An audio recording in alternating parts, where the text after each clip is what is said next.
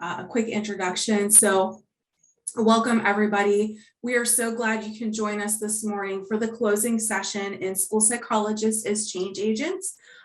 We are happy to have Dr. Byron McClure, who has some Pennsylvania connections. He is also, we may have some other IUP alumni. He is also a graduate of the DOC program in school psychology at IUP. Dr. Byron McClure is a nationally certified school psychologist who has done work redesigning a high school in Southeast DC. His work centers around influencing systemic change and ensuring students from high poverty communities have access to a quality education. Dr. McClure has extensive knowledge and expertise in mental health, social emotional learning, and behavior. He's done considerable work advocating for fair and equitable discipline practices for all students, particularly for African American boys. He has designed and implemented school-wide initiatives such as SEL, restorative practices, MTSS, and trauma responsive practices. As a result of this work led by Dr. McClure, his school won the 2019-2020 Whole Child Award. You may have had the opportunity to see him at places such as PDE, NASP, and other national and statewide conferences. So we will post materials in the Padlet. Dr. McClure will provide handouts after today's session. Our patent team is here, Drew, Kate, Shonda, Gina, myself, and then we have special guest, Dr. Nicole Holland-Sims from PDE, Pennsylvania's School Psychologist of the Year 2021, helping manage the chat as well. So please stay for the duration of the session. At the end, we will provide a survey and a code for those seeking credit. So without any further ado, I am super pleased to turn this over to Dr. McClure. Thank you so much for that introduction, for inviting me to close out this session in a really awesome series of what you all have provided. I actually got to watch my professor, shout out to IUP, Dr. Runge, his session. I watched it on, it's available on the YouTube channel. So I just got to watch, and it's always good to go back to being a student and a learner. So just really sensational job with this series that you all have put around being change agents. And so I am honored and privileged to close out this series, and be in good company, of course, with the good folks of Pennsylvania, but, Dr. Runge, who literally has taught me so much and has been very pivotal in shaping some of the work that I am now engaging in. It's always good to be on the call with the School Psychologist of the Year, Dr. Nicole Holland-Sims. It's always a pleasure, always good to connect with you. And this is I think the second thing I've done. I was able to go to Hershey, Pennsylvania, with the State Department and had a good discussion with you all. So I hope this is just, a start of a great connection, a pipeline of, my work in Pennsylvania and making sure that I'm keeping Pennsylvania near and dear to my heart. And so I have like 10 different titles for this presentation. The one that's on my heart right now is A Blueprint to Transform Schools. And I know you might be here because it was like SEL and equity, and it's going to be all of those things. I promise it will. But I really wanted to capture the spirit of the conversation of the entire series, which is how might school psychologists, we might have some school counselors, some social workers, some administrators on this call, but how might we create change? How can we influence change? And I remember speaking with someone when I was in graduate school at Texas for my master's program, and someone was speaking to me and they said that, do you ever feel insignificant? I was like, huh? What do you mean? I was like, I think I'm pretty special. I don't think I feel insignificant. And she said, no, not in a sense that you don't matter, but in a sense of if you look out at the moon and the stars and the ocean and you realize everything is so big and you feel that you don't have control. And I was like, not until you just mentioned it, but yes, I guess I do. And really that has really stuck with me since the person kind of mentioned that to me. And when I think about the school system, the education system, all these different systems that we as individuals interact with, sometimes we can feel that it's so big that it's insurmountable, that the work that we're doing, we can't make a difference. And I think we'll talk a little bit about educator burnout, about some of the different things happening in the education system. But I really wanted to preface that with a key point of this presentation will be to help us focus on what we can control, on what we have or might be able to influence. So I want to take what's big, what's insurmountable, and make it manageable for us. And if that's okay, we can see how by doing that, we can actually begin to create real change. These are our learner objectives. The learner objectives change. So really, it's going to be a bunch of different things, but we're going to try to look at some SEL things. We're going to try to look at some equity things. We're going to give you all some actual examples of school transformation in action. And then we're going to do some really hands-on activities because who just wants to hear me talk for 3 hours, right? You might, I don't know, I might be entertaining to some people. So you heard my bio. I've been able to do some really neat things in the space of education. I'm going to show you a simplified version of my mission, but I just wanted to put this mission in your brains. We're going to do a really cool activity with developing our own personal mission statements as we go through. So like I said, I have some really neat activities for us planned for today. I want this to be as interactive and engaging as possible. And so I see we have a decent sized group. So I'll have natural break points. We can stop. We can have a conversation, some dialogue. Feel free to take advantage of the chat feature. I saw Dr. Runge taught you all how to use the annotate feature. And so we might play around with that. Most likely we won't, but hey, it's cool to know, right? And so feel free to just engage as we continue going along. But ultimately, what I purpose to do is to improve outcomes for youth, in particular, youth of color from high poverty communities. And we'll spend some time discussing that a little bit later as well. I want us to test this out, right? Test out what this engagement might look like. Part of the work that I've been able to do is to create my own platform, Lessons for SEL. It's a social emotional learning platform. I provide a bunch of different resources, curriculums, activities, and we'll talk more about SEL. I'm actually not going to talk that much about SEL. You might be disappointed, but there's some other things that we must do before we can get to the manualized treatment programs. And I think it's important. But for the sake of building a sense of community and really tapping into some of those core competencies, I have a really cool game. And this is called What's Poppin' Conversation Cards. And it's to create conversation, even virtually. And so literally it's 50 of these different cards. You read it and then engage. So the question is, would you rather have unlimited access to money or unlimited access to joy? And feel free to just drop your response inside of the chat and I'll monitor. Joy, someone says joy for sure. I think for me, joy. Now everyone's saying joy. There's someone on this call like, you know what? If I had money, I would have some joy. Oh, it's your middle name. Awesome. That's really cool. Really cool. Gonna have to go with that money. Yes. Let's talk about it, Drew. Drew says gonna have to go with that money. And that's okay. Julie Brown says me too, money. I'll take cash. Although beach house equals joy. Hey, that's what I'm saying, right? All right. Let's see if any other responses are coming through. If not, joy hands down. Thank you for that. And so we get a nice mix.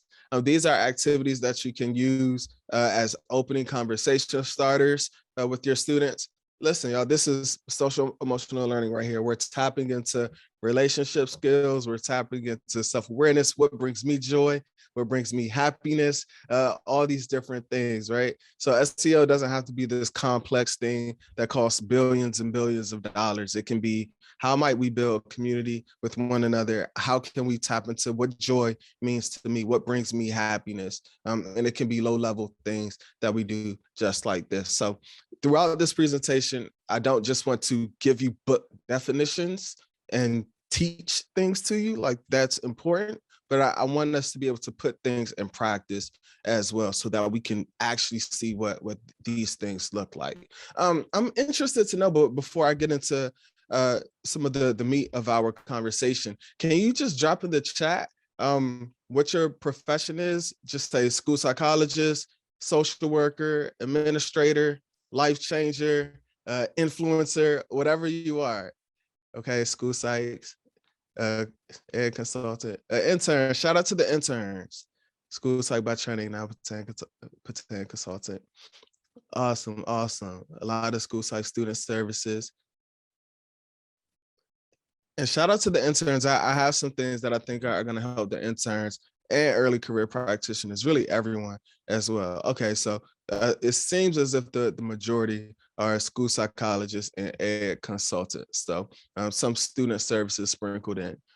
Any counselors, any social workers here, any teachers? If not, hey, this is all family. Was anyone in Boston? Did anyone get to stop by my presentation at all? If so, just drop yes or a thumbs up. Can anyone do like the thumbs up emoji inside the chat? Hey, what's up? Cool. You saw me in Boston. Yeah. Very cool. Okay, so I'm not going to go into as much detail into the groundwater approach as I did in Boston, but I do want to introduce it for the point of this conversation. And this is just a really random note. As a presenter, I know that I can be on level 10 all the time. So I am trying to be more balanced and not screaming and yelling and shaking the table. But if I do shake the table today, Pennsylvania, is for a good reason. Okay. I hope that's all right. If I smack the table just one time, or, we'll see how that goes. But I want this to be a fun presentation, and we'll mix it up if that's all right with you all. Okay, so in Boston, or if you were in Hershey, I think I might have introduced this in Hershey, but I can't take credit for this approach. I actually got this approach from my identical twin. Some of you might have heard me mention my identical twin brother. His name is Brian. My name is Byron. I'm the better looking twin, but he's a smarter twin. I'm joking. He's like 10 times smarter than me. We always joke. We always mess with each other all the time. That's my best friend in life, but he is like 1,000 times smarter than me. He's a historian by trade. He is now he was appointed to the director of the DC Council Office of Racial Equity. And his entire job is to review policies, craft bills, to review every bill that is to go before DC City Council. And his job is to determine if these bills are equitable or inequitable. His job is to determine what harm might come from these bills, who might benefit from these bills, and ultimately what it needs to do to pass in order to improve outcomes. And so while I say my mission is to improve outcomes, this guy literally, with the stroke of a pen, can have sweeping change. It was interesting. There was a bill that he worked on in DC. I'll have to ask him the exact name of the bill, but they were looking at either getting rid of a school building, but it was going to create more disproportionality and inequity. And I feel like I've been screaming these issues for so long for anyone who were here. And my brother, just like that, said, no, this bill can't pass. And it didn't. And I was like, whoa. So there's real power in policy and advocacy work. But anyways, my brother and his office, they really leaned into this work from James and Love. And that work focused on how might we dig deeper to identify root causes that are actually creating or perpetuating systems of inequity.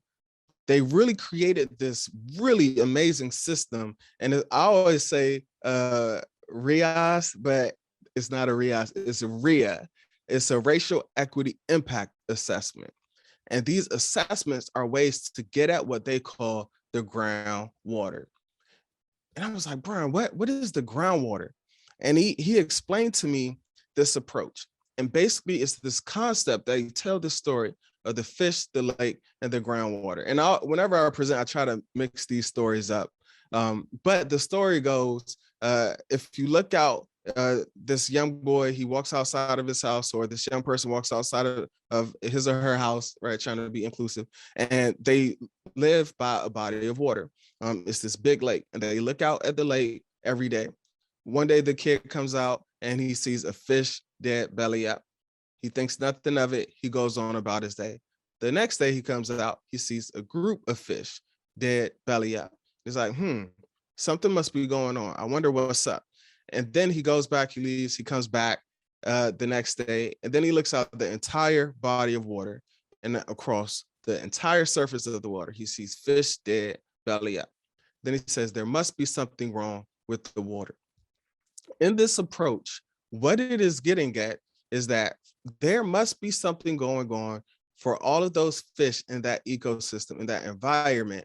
Something must be happening for those fish not to thrive. In this context, they have to dig beneath the surface of what they see down into the groundwater to get to the root of the problem. And when you dive deep into the groundwater, you'll find there must be some source of contamination.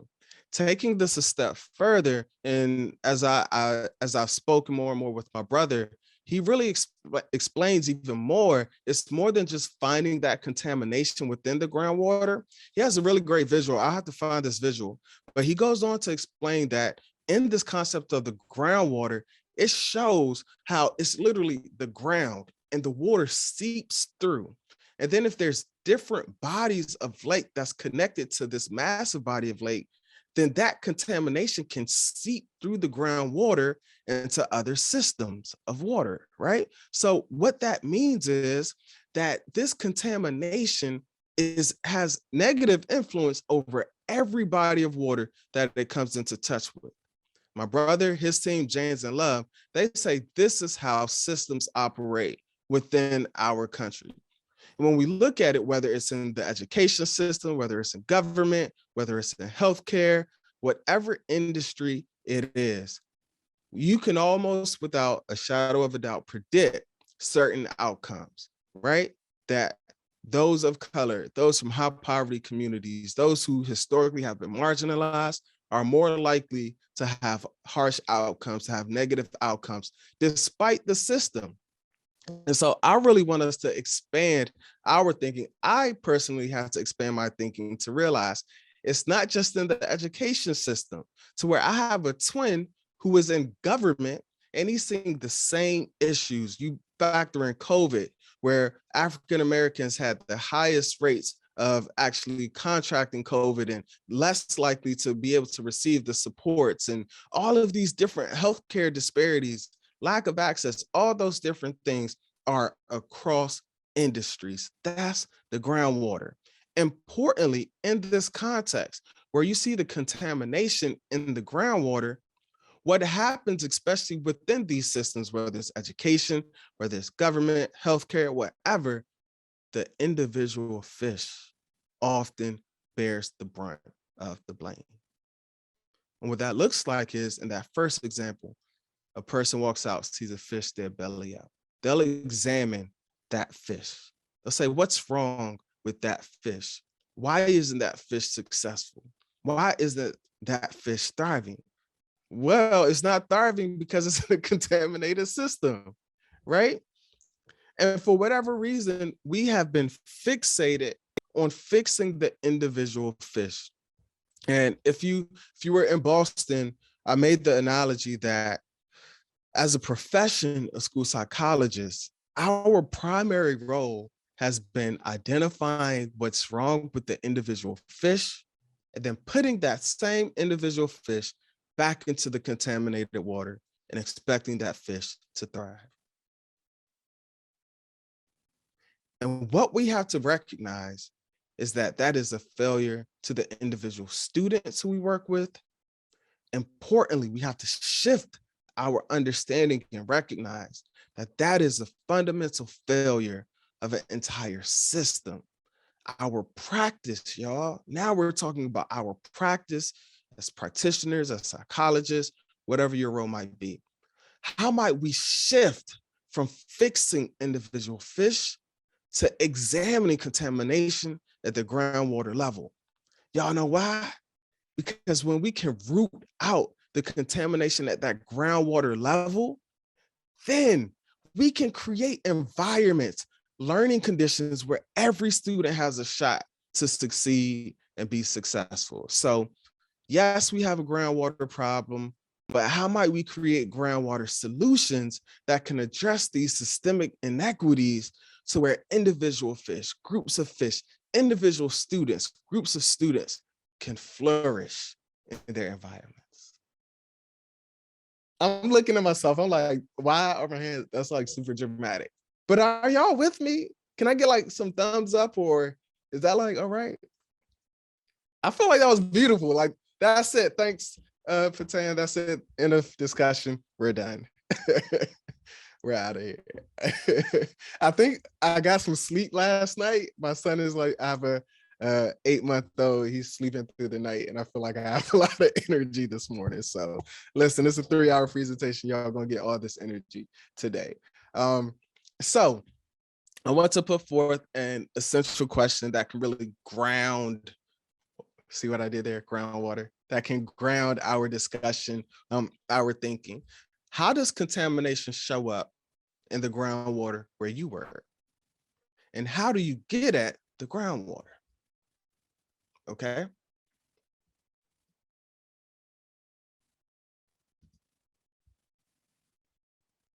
Yes, I'm very excited about my 8-month-old sleeping as well. Awesome. As someone says, people don't want to change. Eric, that's really cool. People don't see the problem. Yes. I stole this from my twin. So he said people can use it. So please use it. But I think it's a really good analogy to use because to me, it just makes sense. And it expanded my understanding of it because now I'm not just looking at this as an education issue. I'm expanding my thinking to community, to government, to healthcare, to all these different systems, because it's the same thing, right? Whether we're talking disproportionality or whatever it is, it's the same outcomes. For years, it's been happening. So all these different systems are interconnected. And what can we do to really influence that? And this goes back to, okay, I'm just one person. This is way too big for me. It's insurmountable. And we're going to talk about what we can do to influence change. Laura says, new curriculum, the pond is expensive, so it's easier to blame the fish for not thriving. Absolutely. Like that. I wish we could, I wish we could be there. Like we could talk about this, right? Because so often that's what happens. Look, I literally have like a whole bunch of slides, and I think I'm on like the first few slides. This is why y'all invited me to this 3-hour presentation. But no, it's absolutely a social justice issue. I keep fighting for change, but I feel I'm often annoying others. Absolutely. And we're going to discuss all of these things, all of these different feelings, the emotions that we have, and what we can do to make a difference. So I want us to, with the groundwater approach in mind, understanding that all these different systems are at play. We saw a comment where it looked at it's a social justice issue. And I agree. That's absolutely right.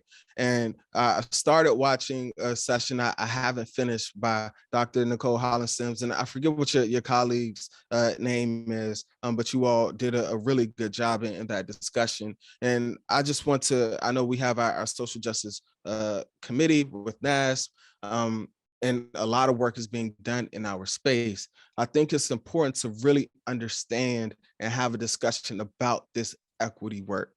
And for me, I'm just going to keep it simple. You all can go to NAS. You can talk to the people who are 10 times smarter than me, like Dr. Holland Sims, and they can give you the textbook definitions and the theoretical approaches and all of those things. I talk from my experience, what I've gone through.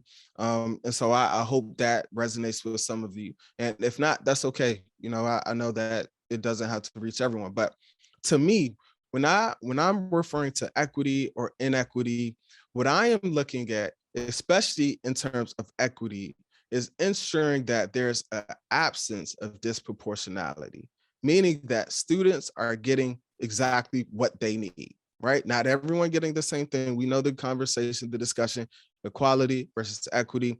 And like, what did equality do to to get like this bad rap? Equality is for like, hey, like I didn't do anything. Like, anyways, I try to lighten it up with humor. But equity is ensuring that everybody is getting what they need to be successful. In the work that I've been able to do, I also have come to recognize that equity means having access. Access is so important. I've come to recognize that equity also means having the opportunity, right?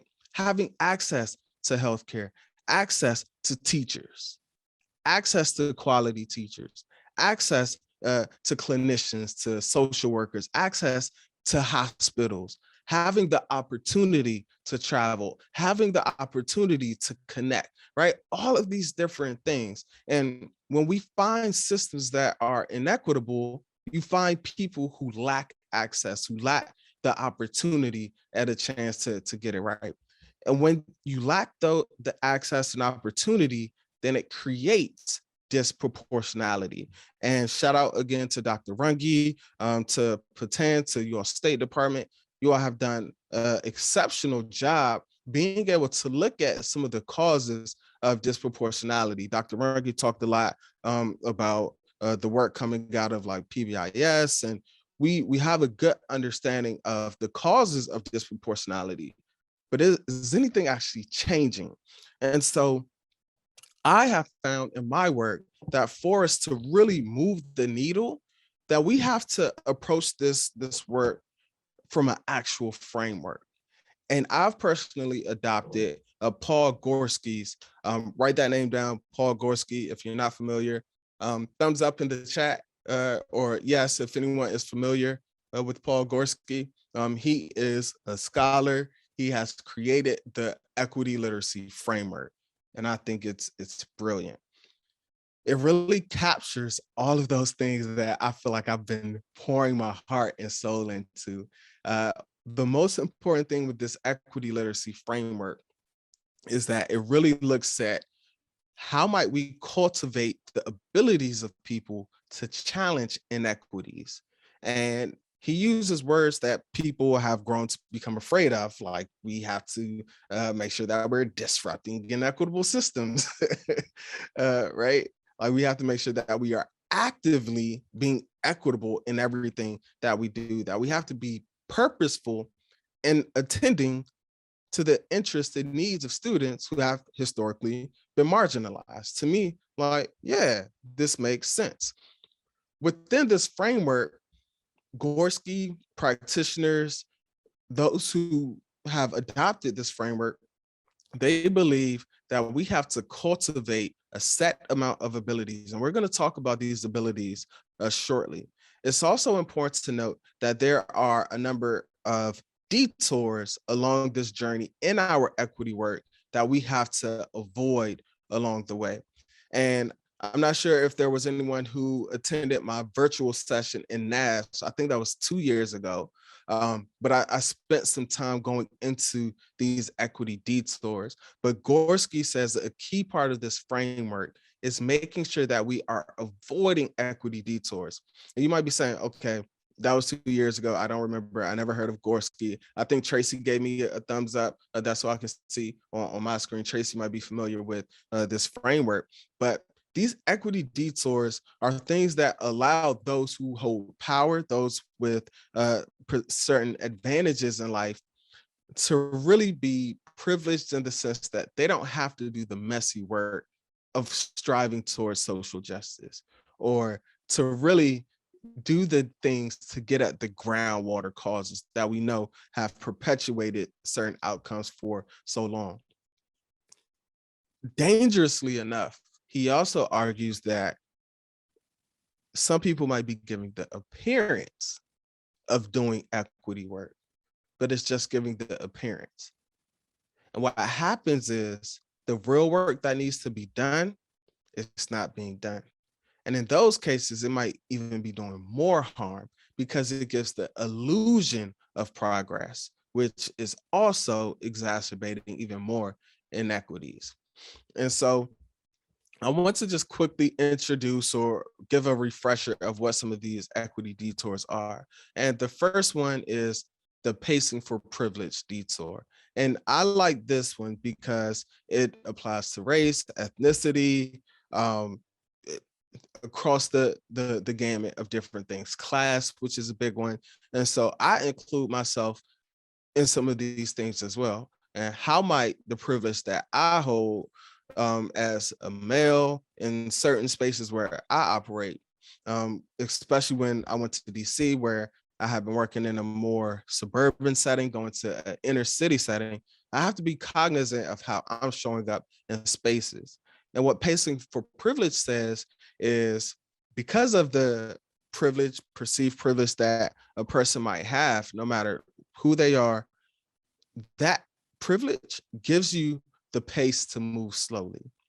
And what it means is I can go as fast or quickly as I like because it's not really impacting me at the end of the day. And what that might look like for me, again, going to a place such as Southeast DC where I work, high rates of poverty, all of those things, I could go into a place like Southeast DC, like, this doesn't really impact me. So I can come in, I can do a couple of initiatives here, but I don't need to move with the sense of urgency.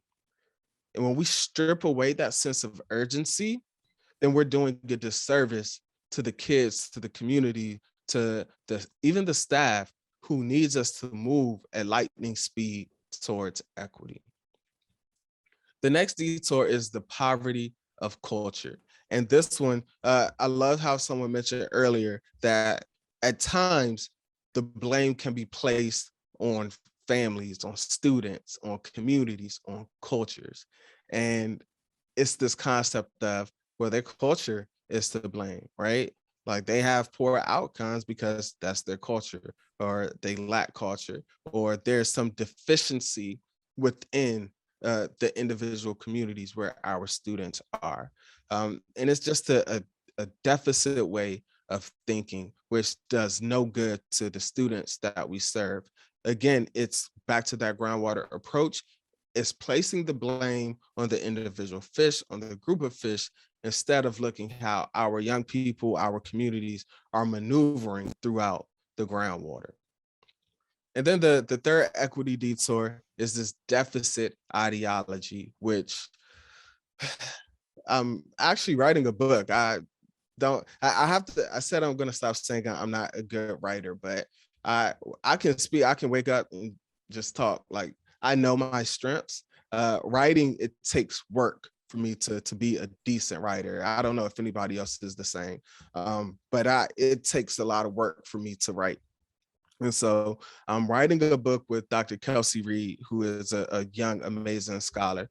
And we're looking at how deficit thinking shows up within the education system. And one of the things that we look at with this deficit thinking, this deficit ideology, is that for many of us, we were trained to identify the worst in people. We've been trained and conditioned to look at weaknesses and then build up skills from there. And my challenge, my premise is, how might we be more balanced in our approach to where we're not only identifying weaknesses or pointing out skills, we've become skilled experts in identifying the worst in people. How can we use our training, our skill sets to identify what's working with people and to leverage those strengths to balance out some of those weaknesses? If you've heard me speak before, or been following my platform, I say we have to shift from what's wrong to what's strong. I don't want people to get confused and think that I'm saying that we only can focus on strengths and ignore weaknesses. Because if you do that, Chris Peterson from UPenn, a researcher, field of positive psychology, he'll argue that that also might cause harm as well. Really, it's about being balanced in our approach. And with this deficit ideology, there's an imbalance, and we hyper focus on what's wrong with people.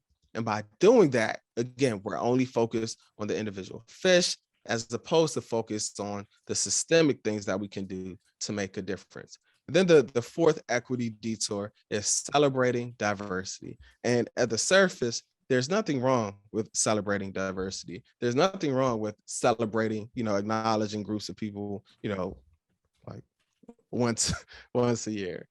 But what happens when that's it? Right? What happens in our assessment classes or our graduate training programs where we just take a cultural diversity class and that's it, right? Instead of celebrating diversity, which, if you do that, be authentic in it. Instead, this is saying that don't let that one initiative or that one day or that one moment in time be all that you do. Instead, it should be ingrained, weaved across the fabric, the core of everything that you do. Okay, so those are the 4 equity detours.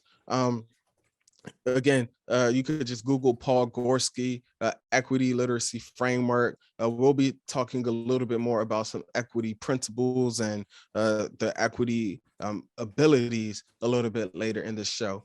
But I want to pause here to see if there are any questions, if anything is resonating with you.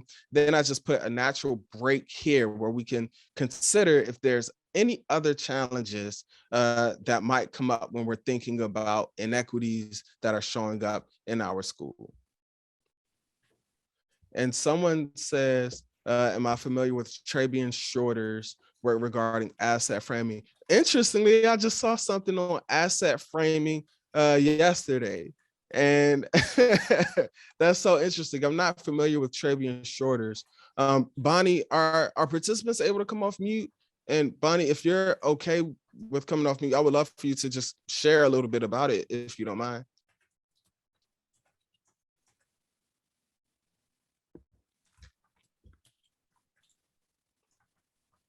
Sorry, I turned on my video and I forgot to turn on my mic.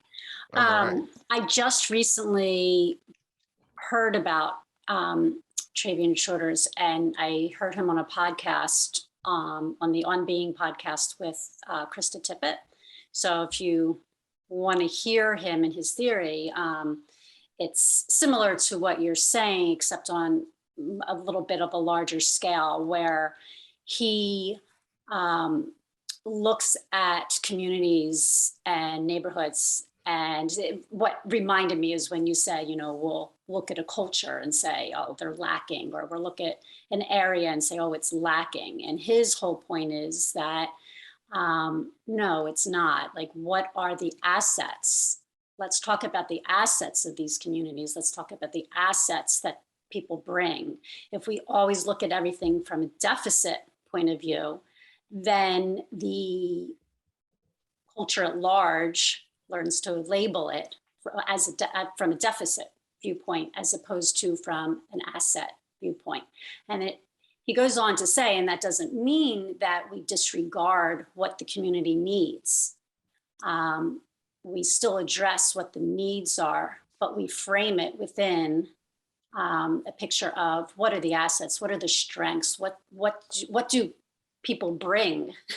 And then what are the needs and how do we support within what their strengths are? So I just felt like it was an interesting tie into what you were saying. So I recommend him to you.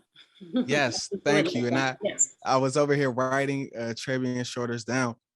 That's important. We're going to talk about that a little bit later, of how we leverage the strengths of the community, what we refer to as key stakeholders, throughout our entire I don't want to give too much away, but this human-centered design approach.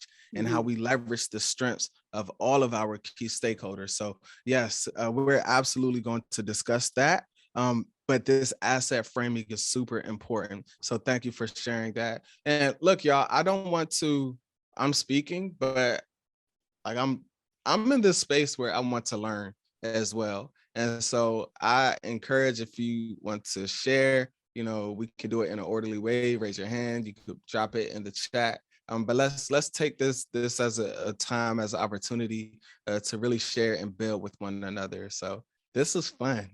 I actually love this a whole lot. All right, let's keep rocking and rolling. And so there was a report that came out through Education Week, and I actually, interestingly enough, I read Dr. Howie Knopf, I think is how you say his name, with Project Achieve, and he always has really intriguing blogs. I actually ended up reaching out to him for some of his articles, and I just wanted to talk to him to understand his thinking on some things. In particular, it was around social emotional learning, in the sense of, is it effective? Is it ineffective? How can we focus on building skills? Which I agree with him on that. We need to focus on skill development. But then also he has some things around restorative practices as well. And his thing is that restorative practices doesn't have a strong evidence base yet. And my stance was, I've been in a place where I've seen these things work and it's emerging. And so I think we have to be careful about discrediting things, especially when we see things are emerging. And his stance is, yes, that's true. And we also have to be cognizant of doing things that we know work, which I think is absolutely fair. And so I appreciate those type of conversations and discussions. And so in his blog that he did, he goes into some of where we are during the pandemic, post-pandemic. I'm not sure if it's over yet, but and really looking at all of the things that we've known have been existing even before the pandemic has started. And interestingly, these stats really jumped out at me, and it was a bunch. It was a huge response rate of educators, school leaders, people who filled out this survey, really giving their perspective of where we are right now.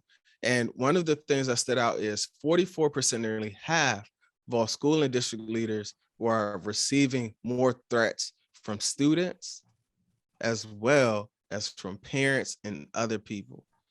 Like, that's a lot, y'all. And so now I want to shift towards from these equity detours to challenges that we're facing right now. And it's all going to connect. In this report, we also saw that 2 out of 3 teachers, principals, and district leaders said that students are misbehaving more these days than they did in the fall of 2019. The report highlighted that about 51% in districts, importantly, in which nearly all their learning was remote or hybrid in 2020, 2021, about 51%, a little over half of the principals and school leaders reported rising rates of students' threats of violence.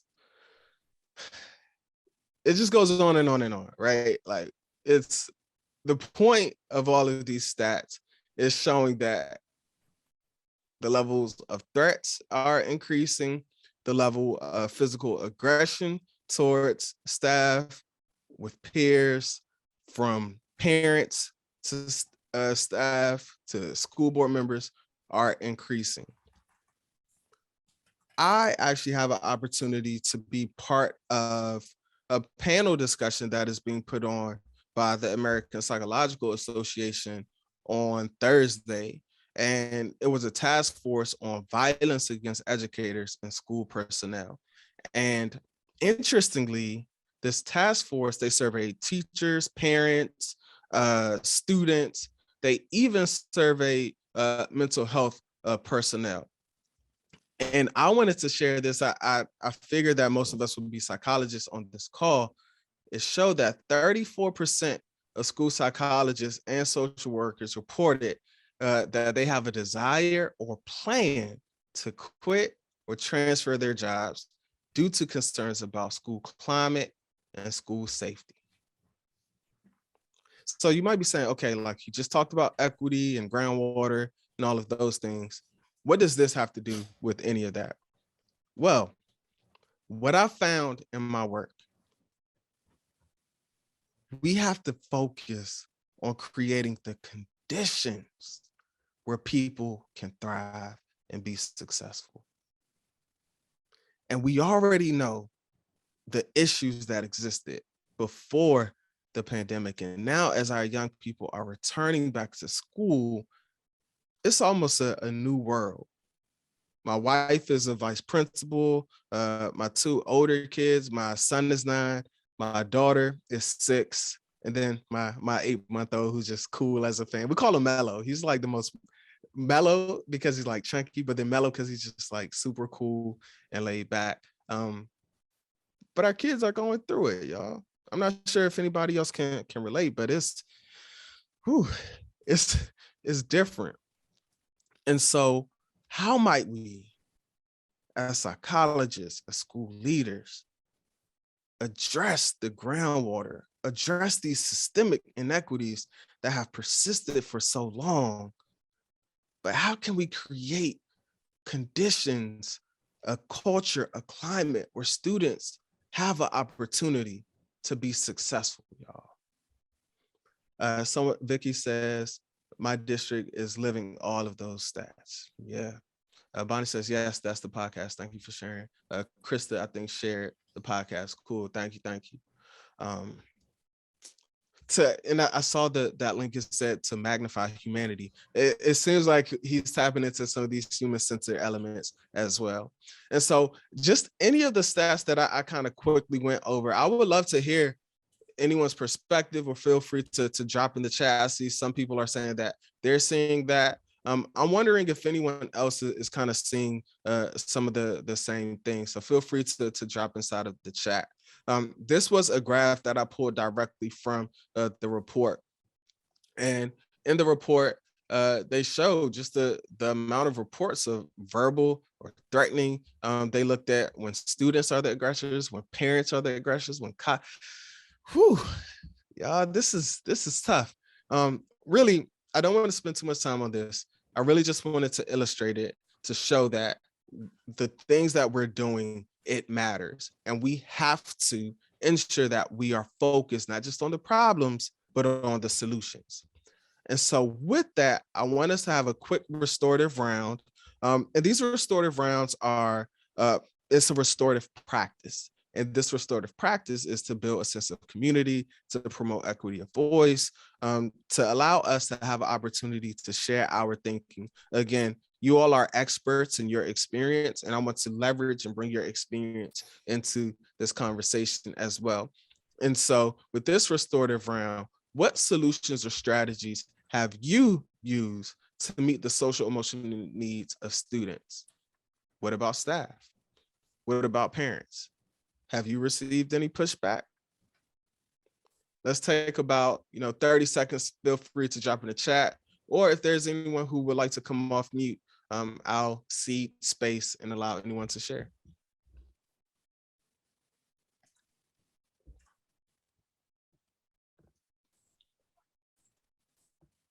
Vicky says increase mental health workers in each building. Vicky, I would love to hear if you all have actually done that, or if you're saying that's an evidence-based thing that will work. Also says researching programs that will help support students' mental health needs. Hey, Vicky. Vicky, is that Hi. you? Yes, hey, me. Vicky. So we have put some in. We work with communities and schools. I don't know if you're aware of that model. So we have 3 communities and schools workers in each building, 1 to address attendance because the pandemic has checked kids out of being connected with education. We're trying to bring them back. We are a high poverty district. We are at 94% economically. Where are you? Greater Johnstown. Okay, thank you.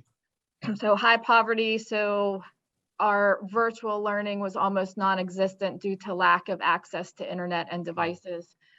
So we have the communities and schools for attendance. We also have them as navigators to help the families and directors to bring in outside resources. And we work with a local agency that usually provides TSS services, but we have 3 workers in each building for like a check-in connect, check-in, check-out, small student groups, but all of that is still not enough. Wow. Did you all always have that many mental health workers? I know you said it's not enough, but so that's Yeah. We had 2 at the elementary and 2 at the middle school as far as communities and schools. And then we had 3 at the elementary and 2 at the middle for the outside agency worker. But we got a significant amount of ESSER money. And some of that has to go towards student mental health as a specific set aside amount. So we were able to increase across the board. Yeah, thank you for sharing that. I would love to, like, maybe we need to let's organize a panel discussion sometime in the future to see how schools are utilizing like their ESSER funds. Like, I think these are important conversations that we have to have so that other people can like know how to use the funds, what's available. And even if we're using them, like what else we need. Like you're saying, like, yes, we're using it and we need more. So, you know, Dr. Rengi talked about like what's working, how can we sustain it? How are we measuring what we're doing? How do we know it's effective? And if it's effective, let's do more of it. He brought up a great point. I think it was around the number of consults that they were doing and how many professional developments. And he showed a graph where it was decreasing. It was like, no, we need to be doing more of this. And so based off of those ESSER fundings, if we're doing things that we know are working or have the potential to work, then let's continue tapping into that funding pool so that we can continue getting the clinicians inside of the building. So thank you, Vicky, for sharing that. Just noting the chat, Michelle says, I would love if we would increase mental health workers in our schools. Absolutely. Patrice says, I love setting individual goals with students. Look, you might be jumping ahead on my session. Okay, I won't jump ahead, but yes, totally agree. Absolutely. Suzanne says, my district contracted out with the outside agencies to do one-on-one counseling, but now, oh my goodness, but now we have a wait list. And once the grant money runs out, the program ends. Ay, ay, ay. Y'all, are y'all hearing that and seeing that? There's so much to unpack with that. Like, are y'all seeing that? So you all were, one, that means that you all must not have all the resources, personnel to provide it. You're contracting out, which is okay. We have to collaborate with outside agency holders. They're doing that. There's a wait list because of the needs. That tells you there's a high demand. There's a high level of need there. But then when the grant money runs out, not only do the students who were receiving it, will they not have access to that anymore, but then the students who need it. So again, earlier, I talked about equity and inequity in the sense that it's lack of access, y'all. How might our students have access to clinicians to meet their needs? This is inequity right here. Let's keep rocking and rolling. Erica says, great idea for a panel. Shout out to Greater Johnstown and all the great work. Yeah, agreed. Yep. How are people using the funds to make an impact? Absolutely. Absolutely. I just come up with these ideas. I have ideas. One of my top 5 strengths is ideation. So I might give y'all like 3 or 4 more ideas as we go through. Letitia, let me know if I said that correctly, says, we work with the outside agency for in-school therapy, support groups led by school counselors, training for teachers. We recently started using Care Solace to assist families with securing outside services. Awesome. Let's see. We have waitlist too. Yep. Funds in 2024. So it's some really good conversations. And because of the waitlist, the mental health agencies are pushing them to turn back to the school for evaluations under a possible emotional disturbance. Wow. Yeah. A lot to unpack here. Y'all. So thank you all for the dialogue. we see that these things are super important, and I'm happy we're having this conversation. Quickly, as we move on, in this APA report, they did provide some of what they perceive to be some research-based solutions and things that we know work. Again, for some of those groundwater reasons, we might not be able to do these things, but some of the things that we saw, supporting mental health and well-being of students and educators, right? Which is super, super important. They found that school districts should prioritize and, if able, establish mental health programs for their staff and for students, which can seem like a lot. We were able to do some of these things in my school. I know I might not have time to go into detail about that, but that's something that our staff needed. Our staff made it known that they're not able to do their job as effectively as they could because they're stressed. They're feeling the brunt of all of these things. If our students are feeling it, our staff are feeling it as well.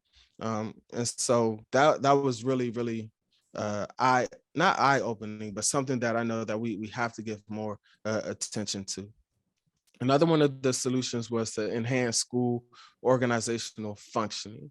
The reality is some of our schools just aren't functioning well at all. And one of the biggest things that they stress inside of this report, and that I've seen work as well, is being sure to be inclusive of staff, of teacher voice. I probably shouldn't, but I follow a lot of like teacher groups, and I'm part of a bunch of different like Facebook and Twitter groups and different things. And I follow the trends of what teachers are saying, and just as a way so I can stay in tune to what the needs of people are. Some of the things that teachers always say is the lack of time. They wish they had more space for planning, of course, more funding, better pay, but then simply to be included, right? To be part of the conversation, to be valued for their voice to matters, that they can be experts in their experience, and so that they can actually have a role in the decisions that are being made, which I think is super, super important. And one of the things that we'll share in a little bit is what happens when you can bring key stakeholders to the table. It makes the overall organization function that much more efficiently. In the sense of conducting assessments and surveys, again, is how might we get feedback from our key stakeholders? How might we tap into what are their thinking, their thoughts, their feelings, their needs, so that we can actually take that, use it as data, and then do something about it. And then I've seen this several times in the chat. Make sure that we're improving the training and professional development so that our staff can identify and understand the warning signs and symptoms, and also so that our students were able to tap into mental health first aid training, right? All these things are super, super important.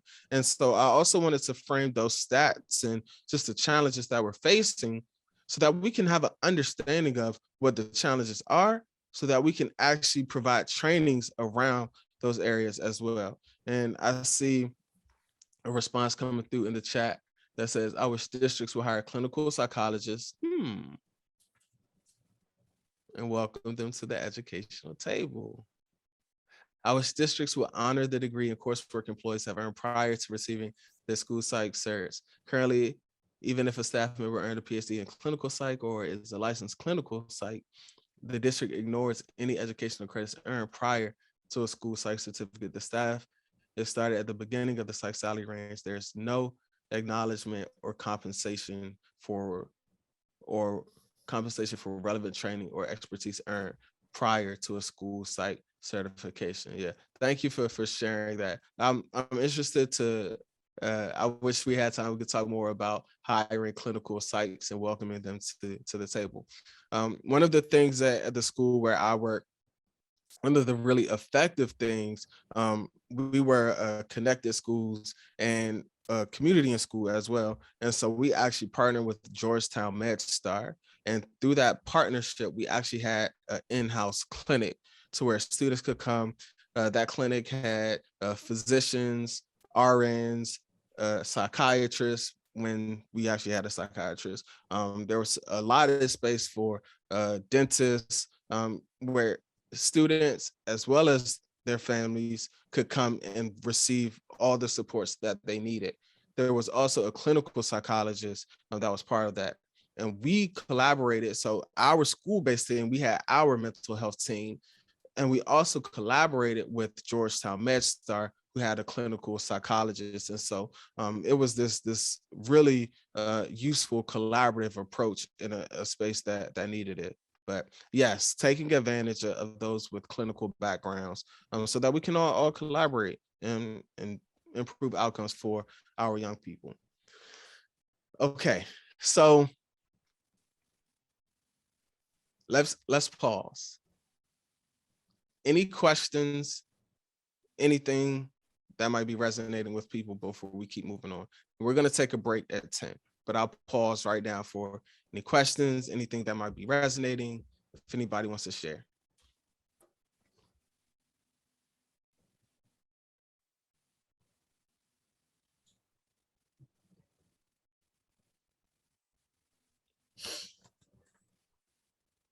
All right, let's keep rolling. One of the questions that I receive oftentimes when I finish presenting is, okay, but how can I get started? And like, I'll go through this hour, 2 hour, 3 hour workshop. Like, here are the strategies, here's everything. It's like, okay, but like, how can I get started? And I really wanted to reverse the typical order, and I wanted to be intentional about how to get started so that we can begin addressing inequities. We can get at the groundwater issues by creating groundwater solutions. And importantly, that we can take action. And one of the things that I always share when I'm asked that question is, yes, I understand it's difficult to solve the contamination issue at the groundwater level, to cure all of the ills of the systems, whether that's in education, healthcare, government, whatever system you're operating in. And I just naturally would respond to people and say, what's in your control? What's in your sphere of influence? And so I began spending time at the end of my presentations telling people you have to focus on your sphere of influence. And so I wanted to dive deeper into what exactly is a person's sphere of influence. And it's a basic understanding of, okay, it's things that you might be able to control or those around you, what you're able to do. And then I was like, okay, let me see what research is out there. Let me see what reports and things are out there. And so I found this report from EdWeek, and it was a really good read. And once you all get these slides, all the sources are cited and hyperlinked so that you can go directly to it and read. I was fascinated. And I was like, okay, so sphere of influence, yes. And we can niche down even more from that and look at your sphere of control. And I was like, that's it. That's the missing link right there. How can we tap into our power of what we have direct control over? And so in this visual right here, it shows the traditional sphere of influence circle. And at the core, at the center of, if we're thinking of what we have control over, we look at, this is in our bubble, in our professional and our personal lives, this is what we have direct control over. As you extend out, we look at the things that you might be able to influence. And then when you look at that outer circle, it's everything else. And that might be the groundwater, that might be these larger systems. I started by saying it's the the galaxy and the universe, where you look out at the galaxy and the universe and you're like, I have no control over that, and you feel insignificant. Well, this is moving us away from feeling insignificant to giving us that power back so that we can recognize what we have influence and control over, y'all. Okay. And so, for the purpose of this conversation, I want you to think about, instead of fixating and focusing, and I'm speaking to myself now, right? Like those things of what we have no control over, those systemic issues, the things where it's like, this is what I know needs to change, but how can I go out and end these things right now? And it's hard, it's difficult, it's challenging. But when I conceptualize this, I find it's important to let go, within context, of those things that are outside of our control, outside of our influence, and then narrow in on those things that we might be able to influence. But when we ask, where do we get started? You get started here, within your sphere of control. Why? Because that starting out is where you can have the greatest amount of impact. And when you can have a great amount of impact over the things that you can control, then you'll start building relationships. You'll start making a difference in those small pockets around you. And then people will start to ask, hey, like, I see you have control over yourself, over your thinking, over that behavior group that you're doing. How much you work with my students, how much you work with me so that I can do that. And then it's this influencer concept where you start influencing those around you. And then over time, that scales up. And then that influence, now you have multiple people who are now influencing this context that grows and expands. And now those things that once seemed insurmountable or so big becomes attainable, and you start making a difference. And this is literally the work that I've been able to do, and we'll walk through that here shortly. But I want us to take, and I'm going to set my timer for 1 minute. And then actually, I'll give us 90 seconds. I want you to name 2 to 3 things. And if you have paper, if you have your phone handy, write down 2 to 3 things that you know right now in this moment that you have control over. It can be professionally, it can be even in your personal life, but take 90 seconds to write down what you have control over, and go.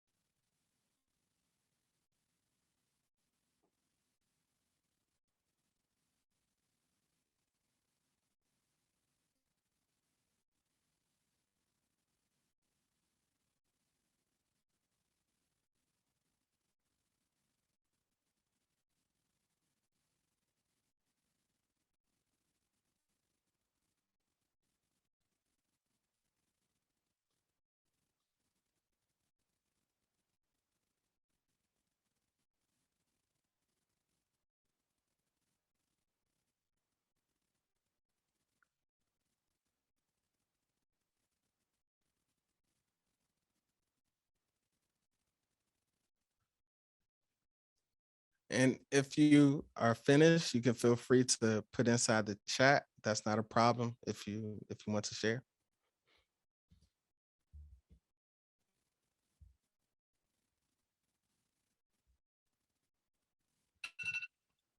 And that's 90 seconds.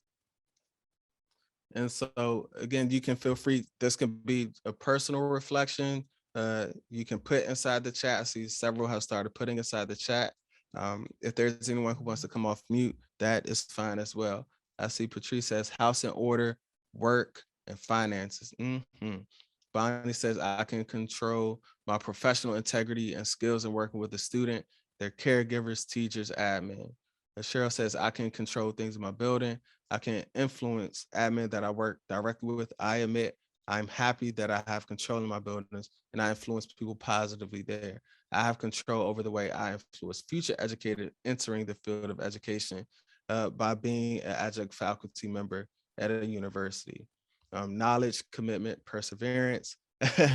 Erica says the outfit I wear today, what I'll eat for lunch, absolutely. Suzanne says my attitude towards work life, how I conduct myself with others, my tone, my behavior, how I react to challenging situations, reactions, attitude, organization. Seeing a lot on attitude, reactions, emotions, behaviors. Ooh, Gordon says my schedule. Yes. What I spend time, energy on, career trajectory. Really good, really good.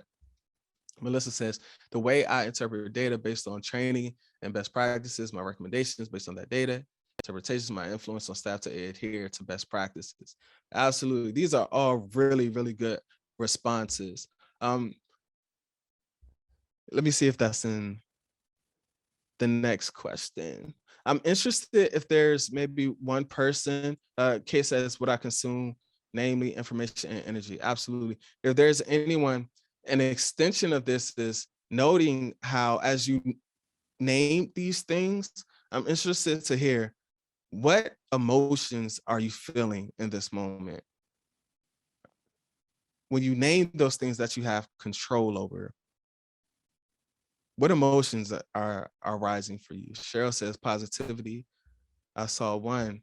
It was Cheryl mentioned. I admit I am happy that I have control. So now we're talking about happiness, positivity, sanity, contentment, sadness that I don't have more control. Yeah, it could be a range of emotions. Absolutely. It seems grounded. Yes, accomplished. Loving these things. Yes, yes, yes. And so empowered. These are all really great responses. I'm empowered for the control I do have. I wanted to do this activity, again, for several reasons. Like I said, oftentimes we don't know where to get started. And I want to be clear. Erica says, excited for spring fashion. Yes, absolutely. This work can feel insurmountable. It can feel heavy. It can feel like we're hamsters just running inside of a wheel and we're not making any progress. But as psychologists, we're experts in reframing, right? And so if we can reframe, okay, these are things that I might not have control over yet, but here's what I do have control over. And we can see when we focus, what if we spent our time focusing on the things that we have direct control over? You all listen, all of the feelings here, you feel empowered, you feel grounded, you feel accomplished. If you're like me, you might feel like you might need to, all right, I need to be able to control more things, right? But you might feel sane. You might feel a sense of positivity, okay? So again, let's focus on those things that we have control over. Okay, so I want to take another 90 seconds. You see it goes really quick. I want you to write down, now we're expanding that circle. You focus on what you might have control over. It can be 1 to 2 things or 2 to 3 things that you might be able to influence. So now we're expanding our circle, and I'll hit start. We have 90 seconds. You can write what you have or might be able to influence, and go. Now you're writing down 2 to 3 things that you might be able to influence.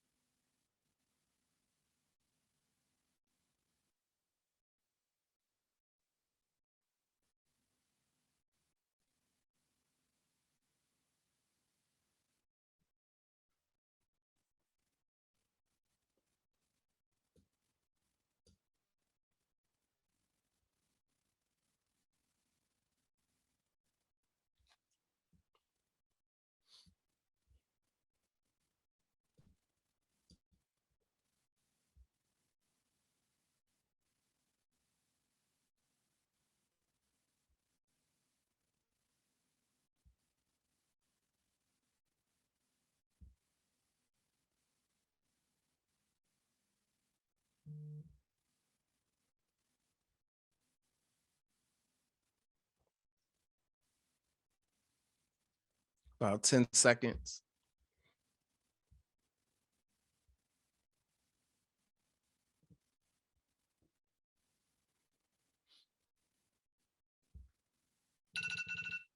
And time.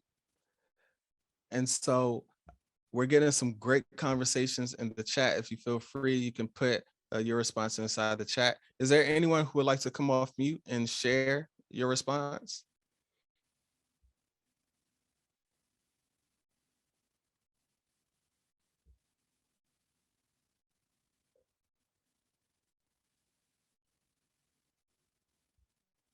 We're getting some great dialogue happening inside of the chat. And I'll just read one I saw. Cheryl says, I can influence my building admin. I can influence interns and practicum students in the field. I can influence families and teachers to attempt interventions that they may not have tried before. Thank you. So was there anyone who wanted to come off mute? So Dr. Please. McClure, I will go. So being a school psychologist by training, one of our kind of foundations for offering this is school psychologists are trained not to just work with individual students, but at the systems level. And so having the opportunity to be a technical assistance provider, we can really help support schools adopt evidence-based practices, do things over time. Sometimes it's hard to see immediate. It takes a while, it takes years, but when we see schools build strong multi-tiered systems where all students are benefiting and making good growth, those are areas where we can have some influence by partnering with districts and providing good technical assistance. Absolutely. Thank you for sharing that. And I think I have a slide where I'll quickly go over some of those NAS practice domain areas. But I think that's a big thing that we can do as school psychologists to begin extending and expanding our influence where we work, which is super important. So thank you for sharing that with us as well. Was there anyone else before we move on? I want to make sure that I'm giving space to those who might want to come off mute and share. I see Gordon. Hi, Dr. McClure. Yeah, I work as a consultant for our IU, so influencing is what I do. Nice. Can you share a little bit more about what you're influencing, how you're going about doing it? Sure. So I'm a PBIS facilitator, so I help schools adopt and implement PBIS, but a lot of that work is kind of presenting information about effective practices and the research supporting the adoption and implementation of PBIS, and then similar thing with tiered systems of support. And we have a school psychologist network within our IU. So we have events kind of allowing for presentation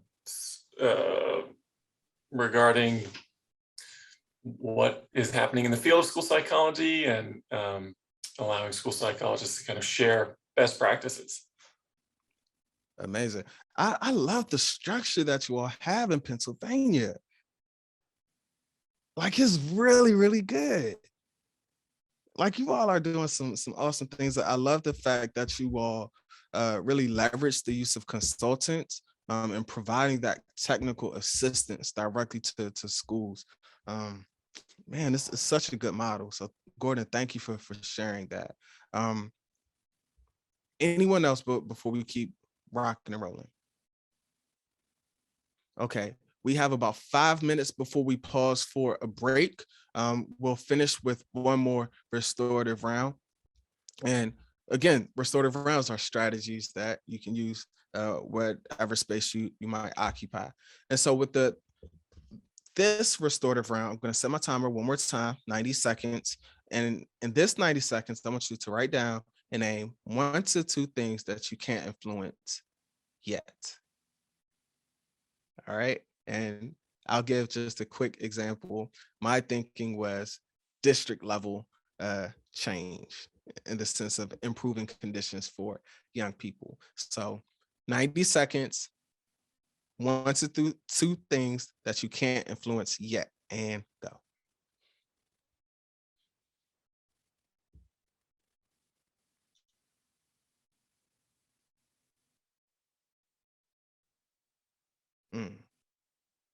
That's a good one.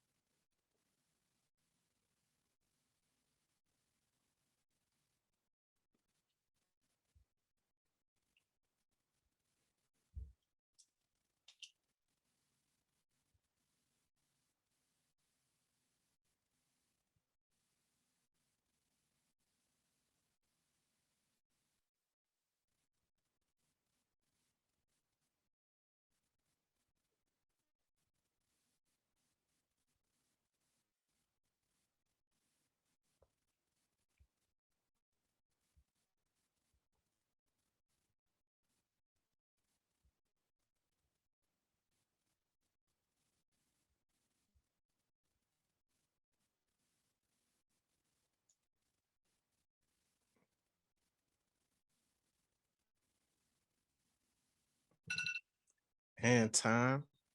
Whew, that went by quick. Ah, these are so good. We probably should have started with this. Okay, in the future, Nicole, you gotta tell me, we should have did this in the reverse order. We should have started with what we can't control, because now I'm feeling, someone mentioned earlier, like, man, I wish I had more control. Now I'm feeling like, I can't control these things, but these are things we need to control. We say teacher stress, staffing needs, yeah. But I'll show how we might be able to influence that. Time for collaboration, the way the school board sees our role or determines what we need. Teacher shortage. I can't yet influence the trope that the school psychologist role is a tester only.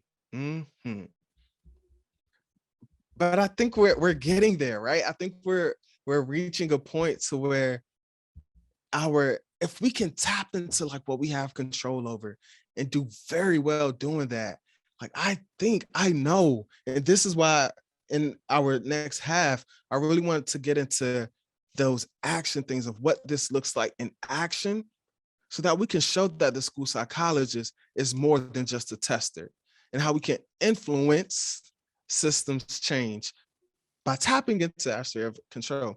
Curriculum, using special education as a solution for everything. Evaluations, yes. Nicole says it's all good. How others react to situations. Is there anyone who wants to come off mute and share? It could be in response to this restorative round or to anything that might be resonating with you in this moment.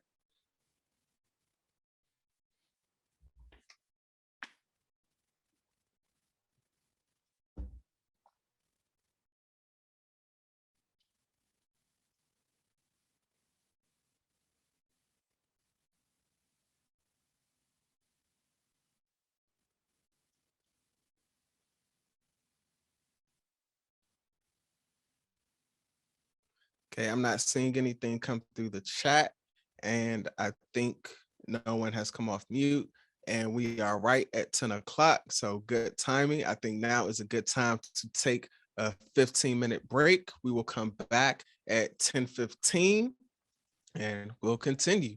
And when we come back, we'll get into some strategies that we can actually begin to start focusing on those things we have control over. So I'll see you all back at 10:15. I'm having fun. Cool. I'm having a good time. I'm like, man, this 15-minute break is like super long. I'm ready to get back into it. So I just want to check back in. I want to see how everyone is doing on a scale of 1 to 10. How is everyone right now? Oh, here's a better one. Here's another restorative round that I love doing. It's a rating system of if you were the weather. So if you were the weather, how would you feel right now? Sunny means you're feeling good. Partly cloudy is like, I've had better days, but I'm okay. Yes, you get it. Just like that. Claire said, oh, y'all have y'all done this before? Or y'all just get it? It's pretty self-explanatory. Cool. Sunny, cool, cool, cool. Some partly cloudy, nighttime. Yeah, I feel you, Kathleen. Sun peeking through some clouds, partly cloudy. Good. Snow squalls. Okay, Eric, can you break that down? What is a snow squall?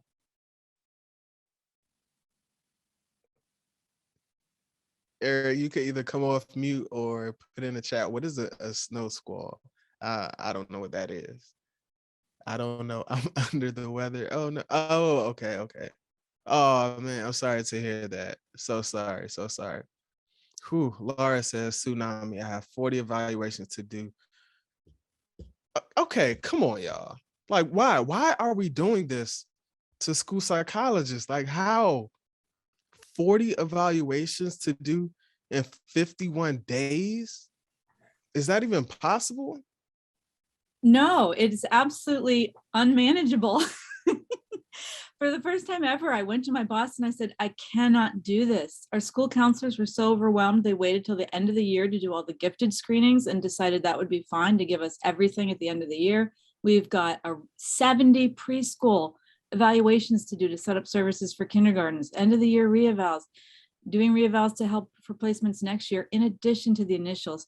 I've never seen a school year like this in my entire life. It's incredible. It's a tsunami. I've never seen it, and I hope I never do again. Yeah.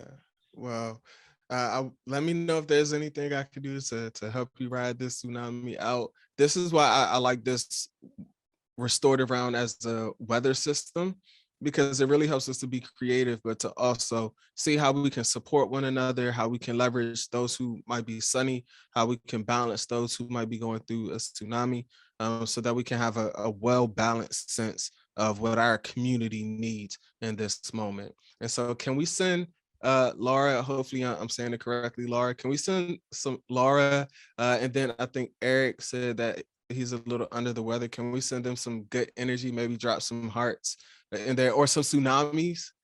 Does anyone know how to drop the tsunami inside the little tidal wave? Can we drop some tidal waves in there? A heart and a tidal wave. Can anybody do that? Oh, an umbrella. Yeah, that works too. Listen, y'all, professional developments can be fun as well, and we could uplift one another. Okay, we getting some hearts coming through. Cool. There we go. There's the heart and the tidal wave. There we go. Very cool, y'all. Very cool. All right. So, in keeping in the vein of giving you all strategies and tools, I want to give you all just some quick strategies or tips to help you increase the control that you have. And so we're going to go through this, and I'm hoping that you see it as a way to really focus in on your sphere of control, not just your sphere of influence. That's going to come. Right now, these are strategies to help you build up and be the best version of yourself within your sphere of control. And I think it's important because when you can operate within that sphere of control, you can make a difference. And you can know that you're doing everything despite the tsunami, despite the chaos, despite everything that's going on around you. You recognize, I don't have control over these things. And when you recognize those things that you don't have control over, the anxiety lessens. It might not go away fully, but you can recognize, I don't have control over those things. I'm going to focus on those things that I do have control over. I'm going to do everything I can to be the best in that space. And here are some quick strategies of what you can do to take control. Isn't this an empowering conversation? I just think it's such a very unique conversation that we don't have enough of. Just quickly, develop equity principles. We'll talk about that. And it goes directly in hand with, if we want to avoid equity detours, then this is what we should do. Develop human-centered mindsets. I'm super excited to share on that. We have to know our strengths. You have to know your strength, not to ignore those weaknesses, but so that we can find balance in what we're doing. And y'all, this is, if you've heard me speak before, I talk a lot about this strength-based approach, and I'm evolving because I never want to give the perception in all of this chaos and all the things that we're going through that I'm saying, focus on your strengths or know your why and life will be great. Like, I don't think that's genuine. And I don't want to convey like this la-di-da, like in the clouds type mindset. No. But what I am saying is, how can we acknowledge everything that's going on, but then also leverage our strengths, what we do well, to help us strike balance, y'all? Now we're talking about mental health, right? We're not just talking about the absence of an illness. We're talking about balance. And those of you who know, shout out to if there's anyone from UPenn here, but that's the basic premise of positive psychology, finding that balance and meaning in the things that we do. I want us to, we don't do this. This is a strategy that we learned with our design thinking. We'll talk a little bit more about that shortly, but developing your own personal mission statement. I open with the mission statement. I'm going to show you my refined mission statement. And I'm going to help each one of you to develop your sphere of control personal mission statement, so that when you walk in a room, your chin is up high, your shoulders are back, and you're on a mission, y'all. You're on a mission to do those things that you know you can do and make an immediate impact, because you're focused on what you have control over. You know what your strengths you're bringing to the table, and you know what you can do. And then sharing what you can do with others as well is super, super important. And I might have mentioned this, but ultimately developing your ability to take action. And so first, starting out, and this little tracker up here is going to keep us on track with those steps, those practices, those strategies. So the first strategy is developing those equity principles. And again, shout out to Paul Gorski in these slides. Even if you just Google it, I think it's equityliteracyframework.com.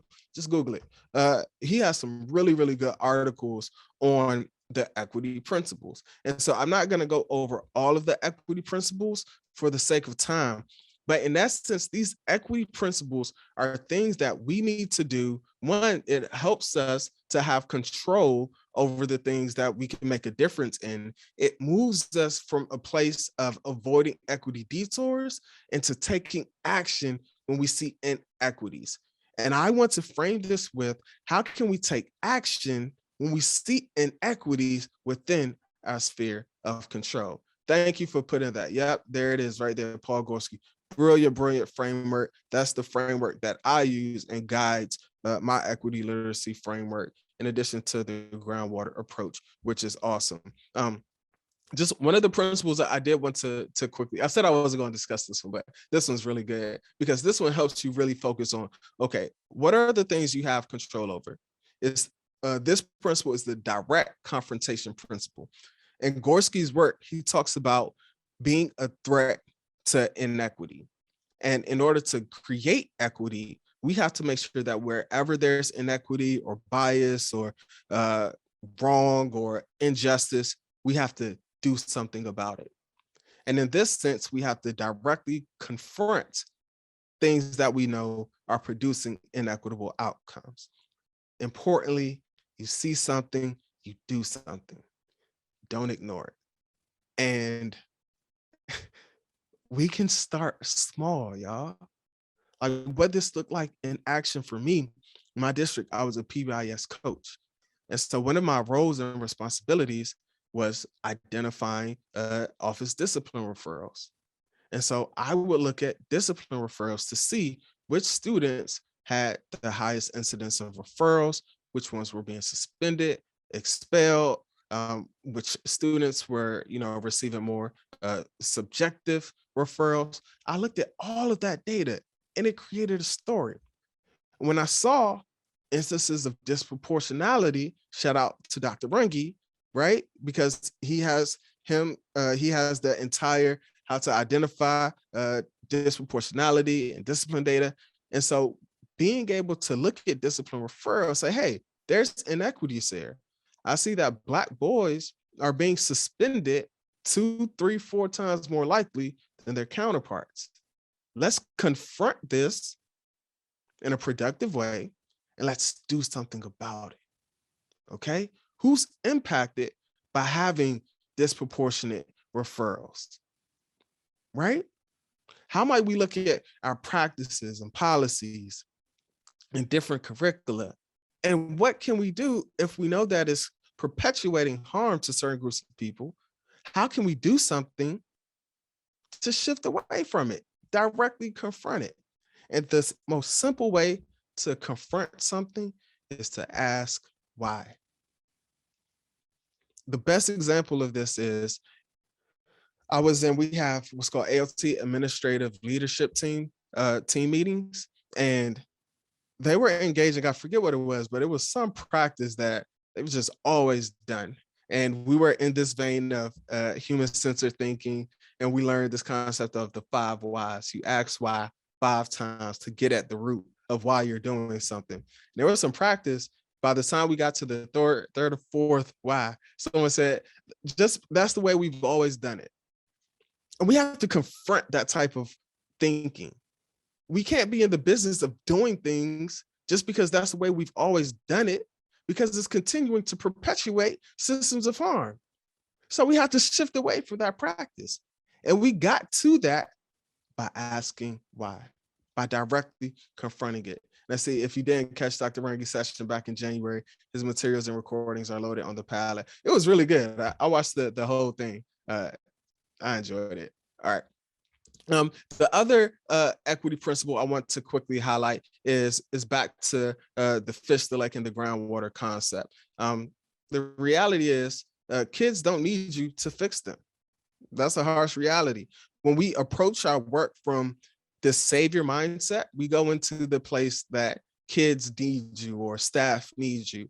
And I'll be the first to admit, I'm guilty of that myself. To where it's like, I know all the answers. I'm the expert. I'm the SEO guru. Like, you're going to listen to me. And kids will humble you. Like, no, I never asked you to do this. Like, I don't need you. Like, and that's real, right? And so we have to be co-creators, co-designers. We have to see our power. Importantly, this principle says we have to fix injustice, not kids. And this was a shift for me from training and just from our approach. We believe that we have to fix kids.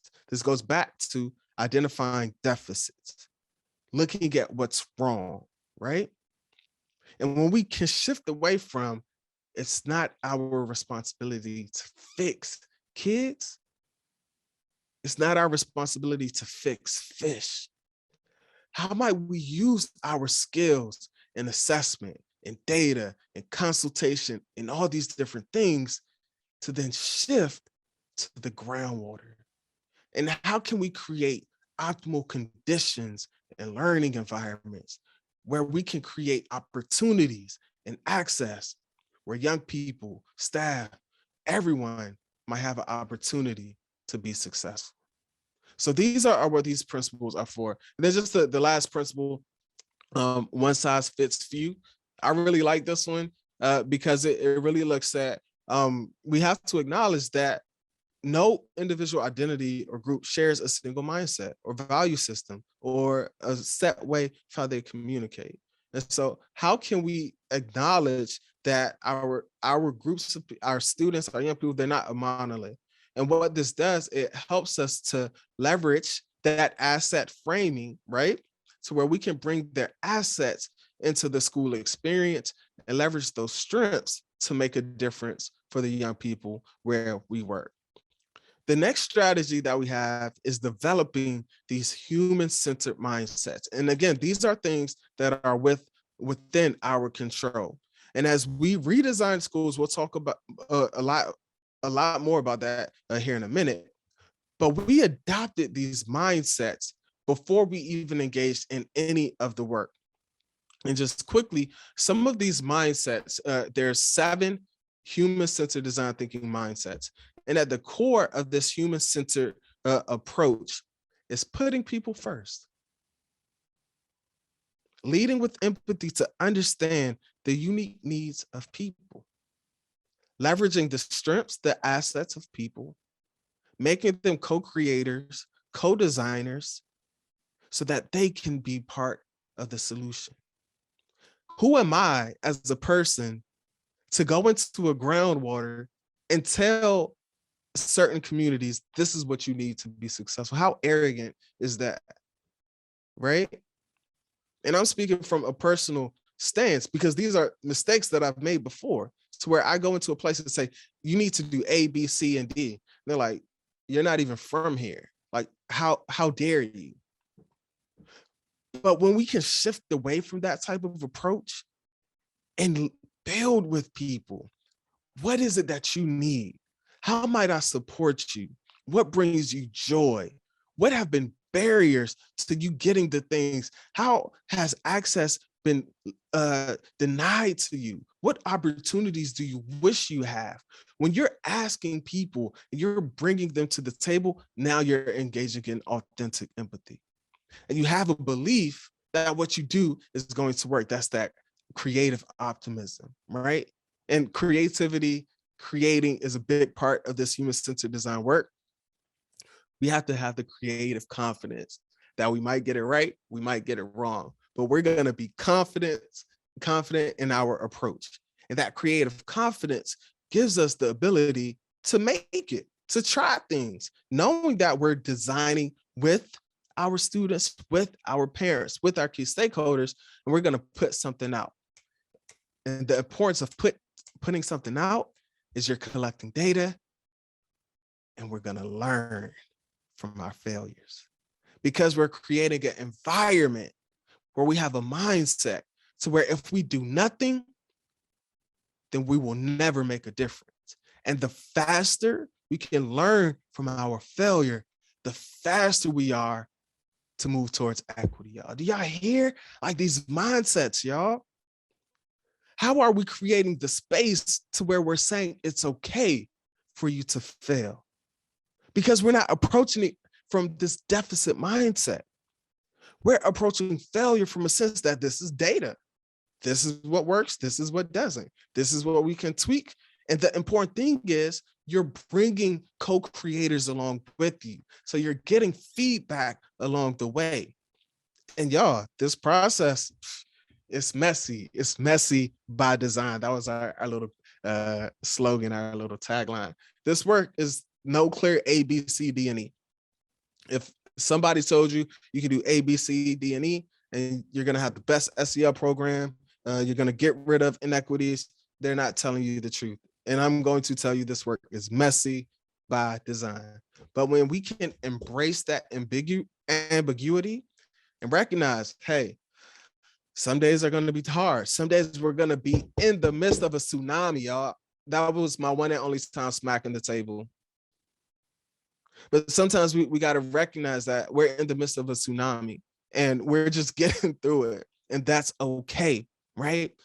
And then we're going to iterate. And then we're going to build whatever we need to do to get us out of this tsunami to make a difference for the young people that we work with. These are the mindsets that we must tap into if we want to make a difference. And at the core of these mindsets is putting people first. We have control. You all mentioned we have the power over the mindsets that we bring into this work. What mindsets are you bringing into this work? What mindset can you tap into today to say, hey, I'm going to try this mindset out? And I think I'll link it. If not, I'll link it before I send these slides out to where you can read up on these mindsets a little bit more. But these mindsets guided everything that we did, and they're awesome. The next strategy that you can do to build, Laura said every behaviorist here is now tracking Dr. McClure's table thumping. That's it. That's all I'm doing. I'm done. We'll see. I can't make any promises or guarantees, right? But the next thing is knowing your strengths, right?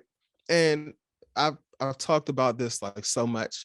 I want to give you an actual strategy. And if this was a longer workshop, you all could actually take this. I would love to see or hear if anyone has taken either the Enneagram assessment or the Strength Finders assessment, or any other assessment for that matter. You could just put yes. Even better, if you know your top 5 strengths, that would be awesome. If you could put it inside the chat, even if you know 1 or 2 of your top 5 strengths, you can put that. Or if you know your type from the Enneagram assessment, feel free to put your type in. But I think it's important for us as adults to be able to know our strengths.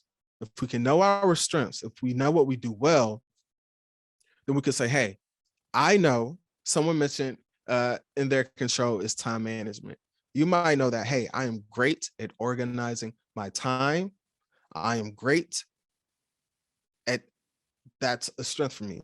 Or you might be able to say, I am great at public speaking, at engaging, at maximizing the potential of other people. How can you leverage whether you're great at time management or you're great at maximizing people? How can you leverage that within your sphere of control? I know for certain that you won't be able to leverage it within your sphere of control if you don't know what your strengths are. So here's a way that you can actually tap into what your strengths are. Someone says, use my voice, speak up.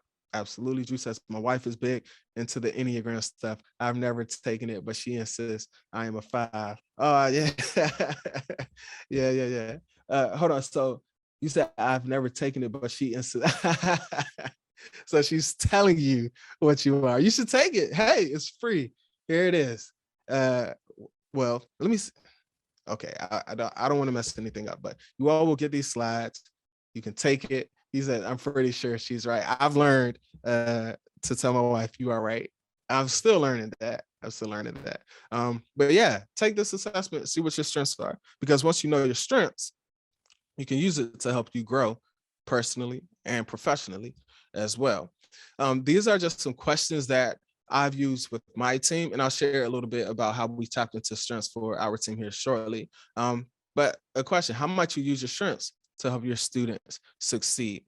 It's important that we develop an understanding of our strengths. For the Enneagram, I'm a type 2, which really aligns with my results from the Strength Finder. My top 5 strengths for the Strength Finder, just in no particular order, maximizer, achiever, ideation, interestingly, competition, and then strategic was one of my top 5 strengths, which was really interesting. And that evolved over time. Strategic came into play, I think, once I got into I've transitioned into more of like a business aspect. That's another conversation. Before it was woo, which I just love that name, woo, which is like wooing people with your personality and having conversations. Oh, Nicole says, I took the Strength Finders last week. It was pretty accurate. It's a good exercise. Yes. Nicole, can you share? Do you know any of your strengths? Maybe 1 or 2? Yeah, this is funny. 1 or 2. First one was harmony, which was like, oh, wow, okay. And then the second one was empathy. So I said, I think I'm in the right business. So yeah, it was pretty cool. Yes, I love that. And then when you can understand, one, identify, know what your strengths are, and then you can understand, okay, I'm harmony, I'm empathy. I wonder if relator was one of yours as well. Typically you'll see relator thrown in there. Was it, Nicole? Do you know if relator was It one? wasn't, believe it or not, but maximizer, we share that. Oh, cool. Yeah. That makes sense. Like, I think we have some similarities there. But we can tap into our strengths, into our sphere of control. And I'll show you how I leverage that in some actual examples. Part of the work that I did with my team, we had strength workshops. And I don't want to jump too far out of order, but I'll pause. I won't go there. I'll save that for later so that it makes sense. But these are some questions that I use with my school teams to help our teams to understand their individual strengths. I had everyone take the Strength Finders assessment. Every staff member had to identify, then we worked to understand their strengths before they did anything with students. And these are some of the questions. We had monthly workshops to put our strengths into play. And these are some of the questions that we had to reflect on. So I encourage you to reflect on some of these things. So what are the earliest memories you have of your strengths? What has given you the most energy in your life? Like I mentioned when we came back from break, like I'm getting energy from this conversation. So I love speaking with people, talking to people, public speaking. It gives me energy, right? Which goes to maximizing the potential of other people. That's one of my top strengths. And so that has always given me energy throughout my entire life. Like I love speaking with people. I love meeting new people. That gives me joy. And so I use that in the work that I do, which is why I'm a psychologist. How can I maximize the potential of people, of systems, school leaders, parents that I work with? So think, what has given you energy in life? Does anybody want to answer that? Like, would anyone want to come off mute and just talk about like what has given you energy in your life?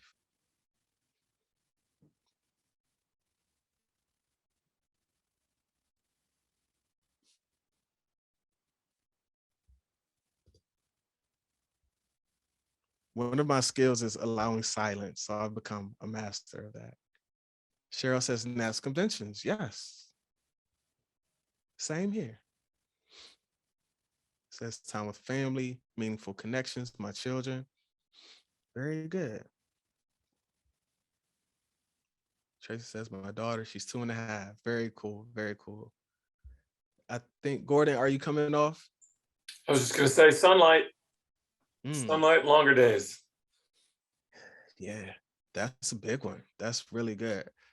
Very cool. My daughters doing have okay, like y'all, my children bring me joy and energy as well. Like that's great. I also would love to know, like, think back to the younger version of yourself, right? Like, what gave you energy back then? Someone says laughter, talking with your adult son. Like for you, intrinsically, right? Aside from other people and other spheres of influence, like what gives you energy? Playing sports. Yes, that was a big one for me growing up too as a kid. I love competition, right? I'm making that connection. Yeah, competition. Yeah. Increasing my knowledge and therefore my independence and self-confidence. Time outside, exercise for 50 minutes a day. Very good, very good. Learning and bettering myself. See, y'all, these are the type of conversations we have to have. Shonda says I have very specific goals. They need to be independent. I relate with that. Achiever is one of my top goals. And so I am very driven by goals. I think it was in Twitter or Instagram, I'll change it, but my bio used to say, I set goals and I achieve them. That is like one of my favorite quotes. Suzanne says, as child knowing who was my champion advocate, I'm working towards short-term personal goal. Good. And so these are the type of questions that we have to reflect on so that our sphere of control makes more sense, that we're doing what comes natural, what comes easy to us. And when we can do those things, another positive psychology principle, we can tap into flow. And flow is that concept, if you conceptualize Michael Jordan when he's out there on the court and everything he's described when he's in the zone as time slowing down, where he's tapping into his strengths, playing basketball with being strategic and competition. And all of those strengths are just blending perfectly and you lose track of time. When was the last time? Oh man, I'm not smacking the table, I'm smacking my chair. But when was the last time you lost track of time? Okay, we're gonna talk about this. When was the last time you experienced flow, where you lost track of what you were doing? I would love for anyone to come off mute and just share that. Has anyone experienced that before? Or are we just so burdened by the world and feel insurmountable that we just haven't tapped into the things that bring us joy? Someone says, when the time changed this weekend, Eric says, yes, before I had children. Yeah. And I know some people, when I ask this conversation, a lot of times during our workshops, people will say things like cooking. Like when I'm cooking, I'm just in this state of in the zone. I'm mixing the ingredients, and then there's this product that comes out that's beautiful. Time with friends, out for dinner. Being in flow is when you don't have to check your phone, or you're just enjoying being in the moment. Bonnie says, I play violin in an orchestra as a child. Tina experienced flow and I perform. See, this is such an awesome conversation, y'all. So says all the time, usually engaging in self-care with my girlfriends. Excellent. These are really good questions. Cool. Thanks, Tracy. Eric says, doing something fun, playing sports with my kids, reading, playing guitar, right? Getting in the zone during the height of the pandemic, talking to my son till the wee hours of the morning. Yeah, right? Engaging in conversation where you lose track of time, reading a great book, and you're literally tapping into your strengths, tapping into what brings you joy. Are y'all with me? So how can we take that experience of flow, of being engaged and tuned with your strengths, and bringing that into your sphere of control? Professionally, is it possible? Or are we stuck in a tsunami where we're outside our sphere of control and we're just stuck doing assessments, doing things that it's not allowing us to tap into our gifts? It's not allowing us to tap into those skill sets that we have that we know can make a difference in the lives of young people. Imagine a world, a space where we know our strengths. Nicole said that she knows she's empathy, and I forget the other one, but she can tap into those strengths and really leverage that in her work that she's doing. Imagine the difference that she can make where she is. Cheryl says, yes, by surrounding ourselves with positive people and change makers is very helpful. Let's keep rocking and rolling. I feel like I'm just like stuck on this. But I mean, this stuff is important. And when we can understand it, this is why I train my staff, understanding this approach, the theory, the concept behind it.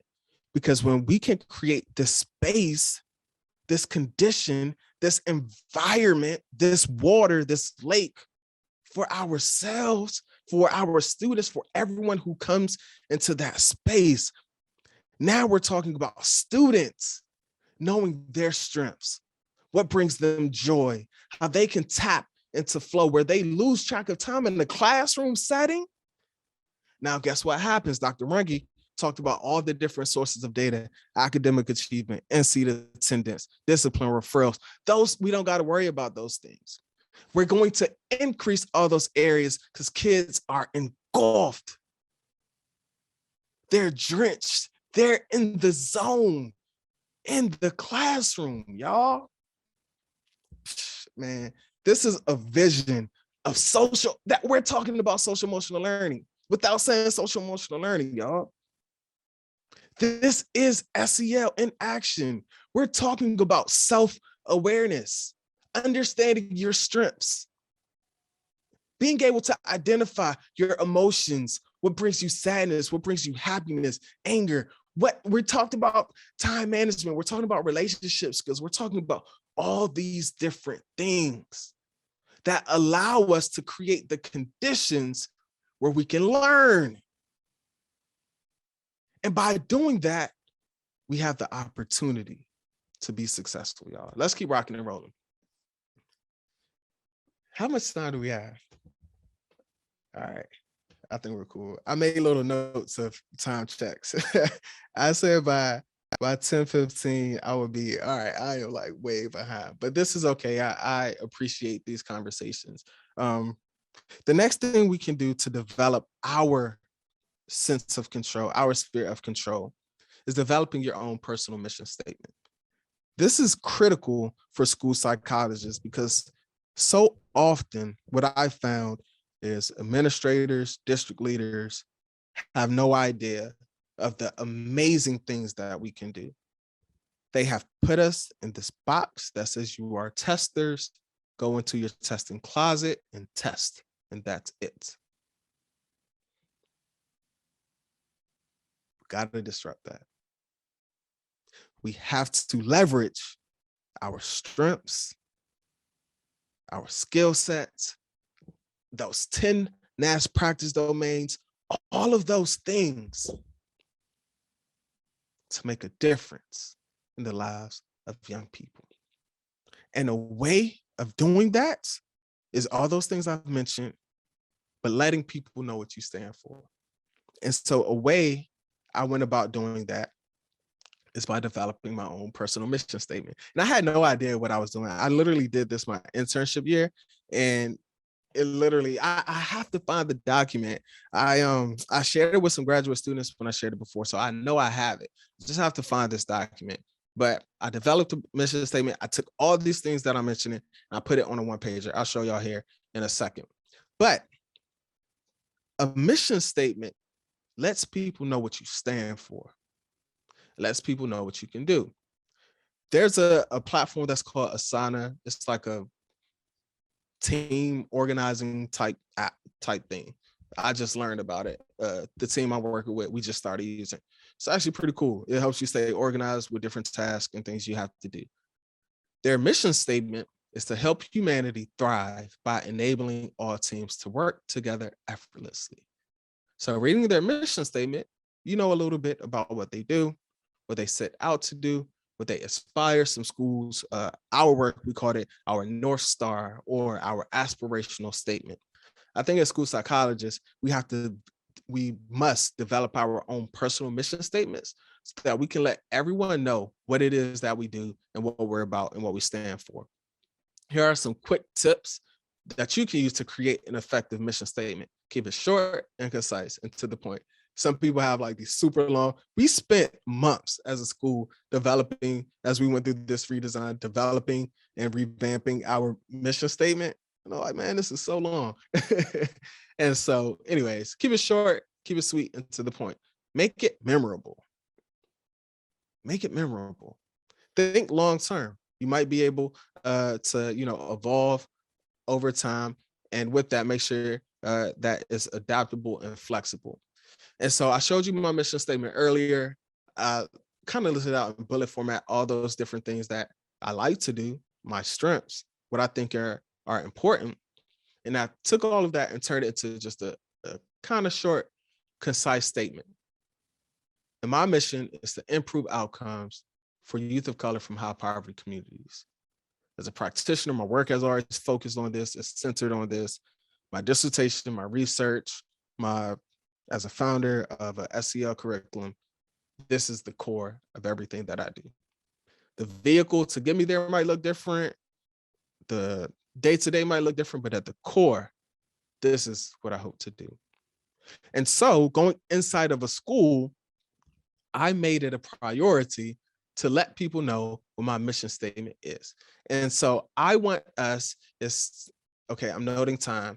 And so I said 2 minutes, but I want to give you, this is a really useful activity. And I want you all to have a personal mission statement. And I'm giving like short time bursts because in design thinking, like we didn't have that much time, but we evolved over time. So I want you all, I'm gonna give you 90 seconds to begin writing your personal mission statement. Keep it as short, as sweet as possible, and go and write it down. If you want to share it in the chat later, you can do that, but take time, 90 seconds on the clock.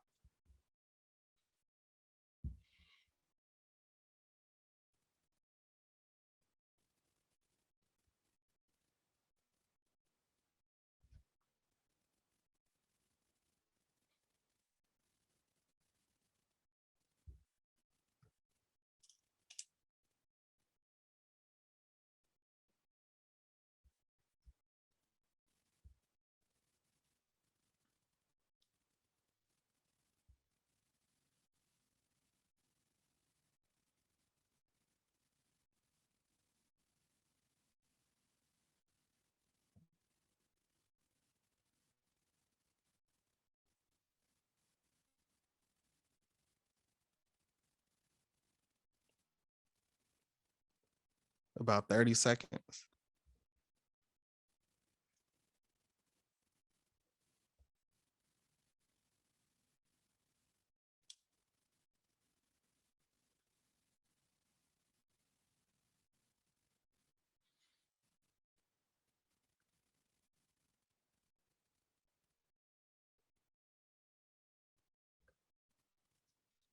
Five seconds.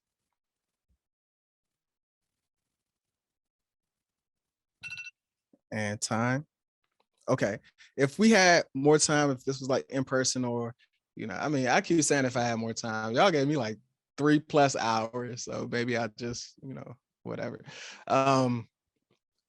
We would look at your top 5 strengths or your Enneagram type. We'll find ways to extract like crab meat. We will pull the meat. What are your strengths? And put it inside of that mission statement, right? And so I use the word improve outcomes, right? That's a play on maximizing, to maximize outcomes, and some other variations that I have, to thrive, to improve well-being, all those different things. Achieving goals, goal-oriented, all of those things. So how can you leverage your strengths inside of your personal mission statement?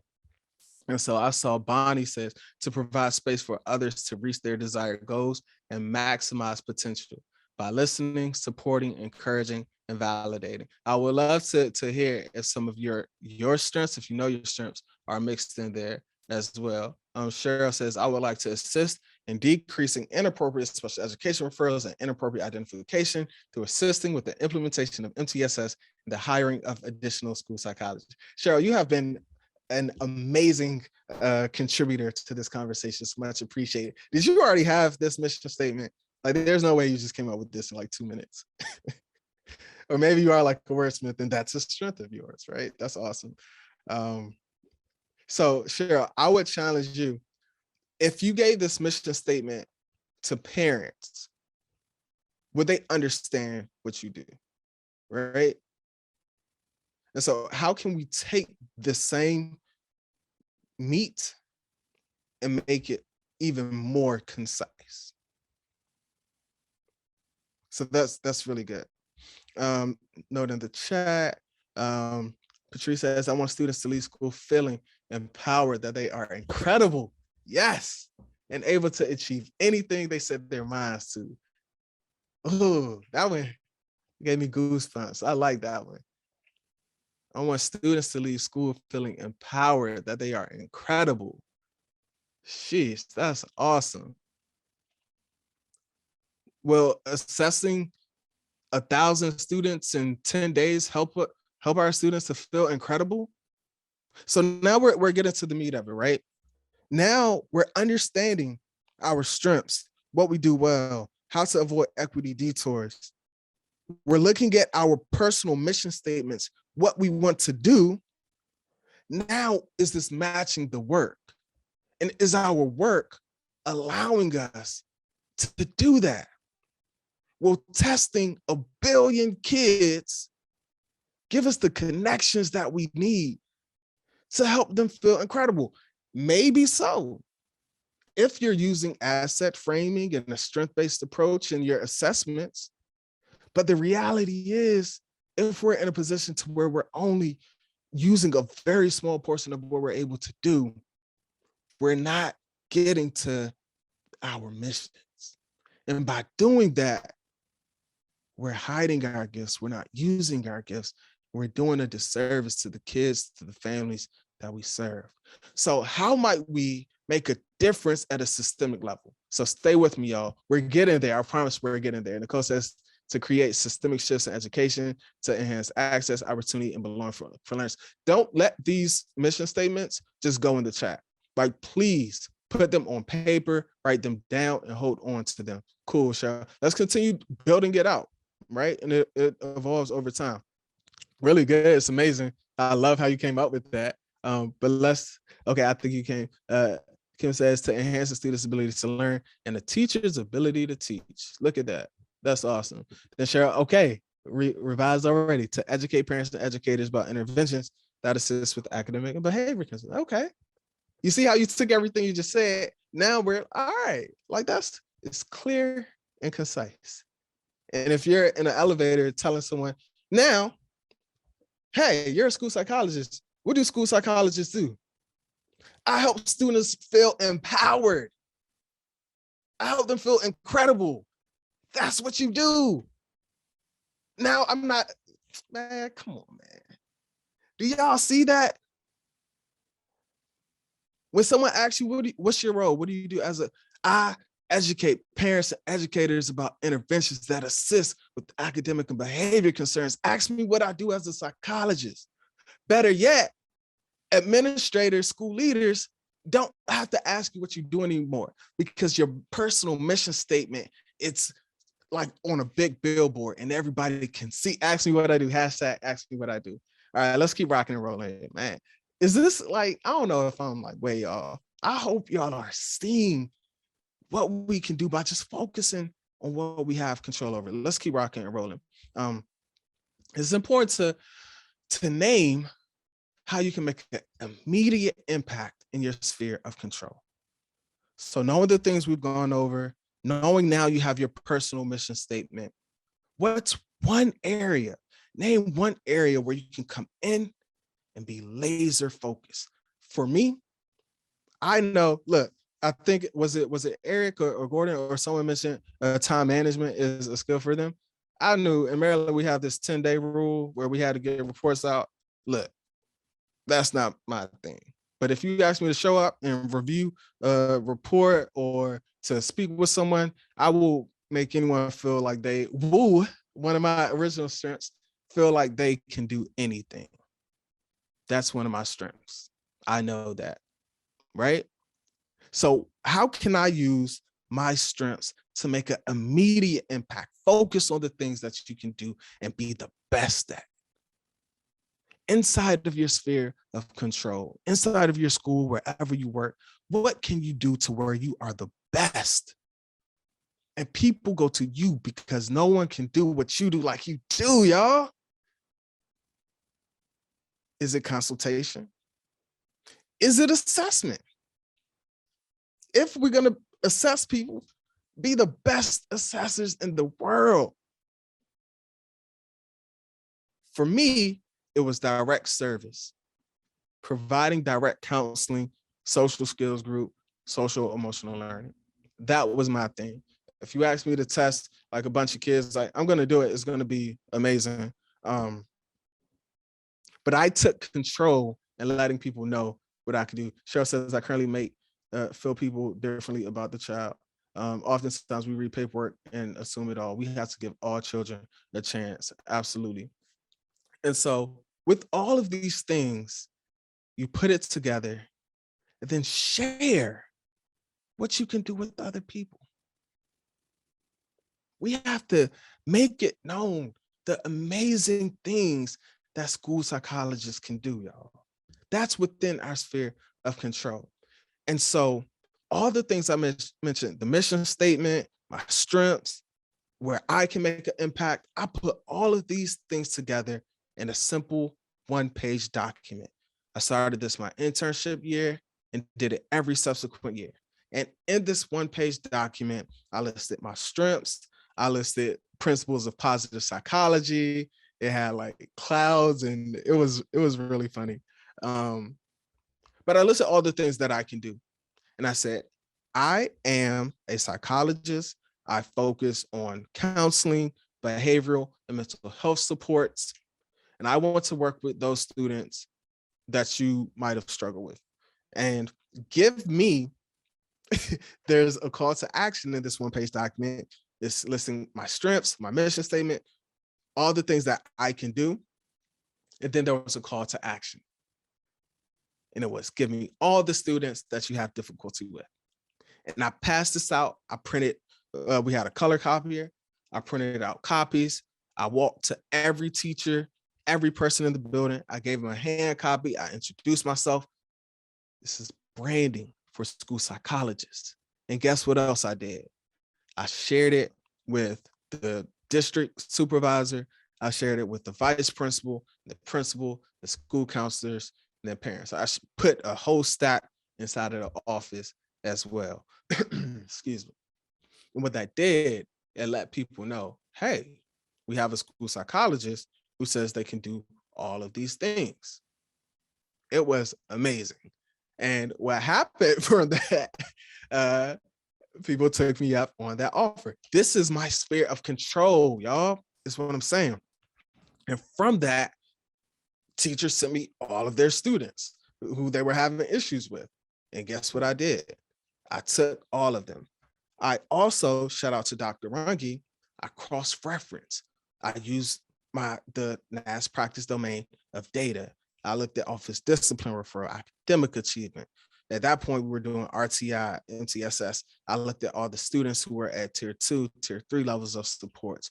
I consulted with teachers to get their feedback on students that they were struggling with. I took all that information at the elementary school and the middle school. I put them in a list. I created behavior groups. I started working with those students, y'all. Working with them directly. My sphere of control. And guess what happened with those students? Now we're getting to the social, all of this is social emotional learning anyway. But now it's in action. Now I'm working with those young people. I'm using data. We start noticing, oh, these students are improving.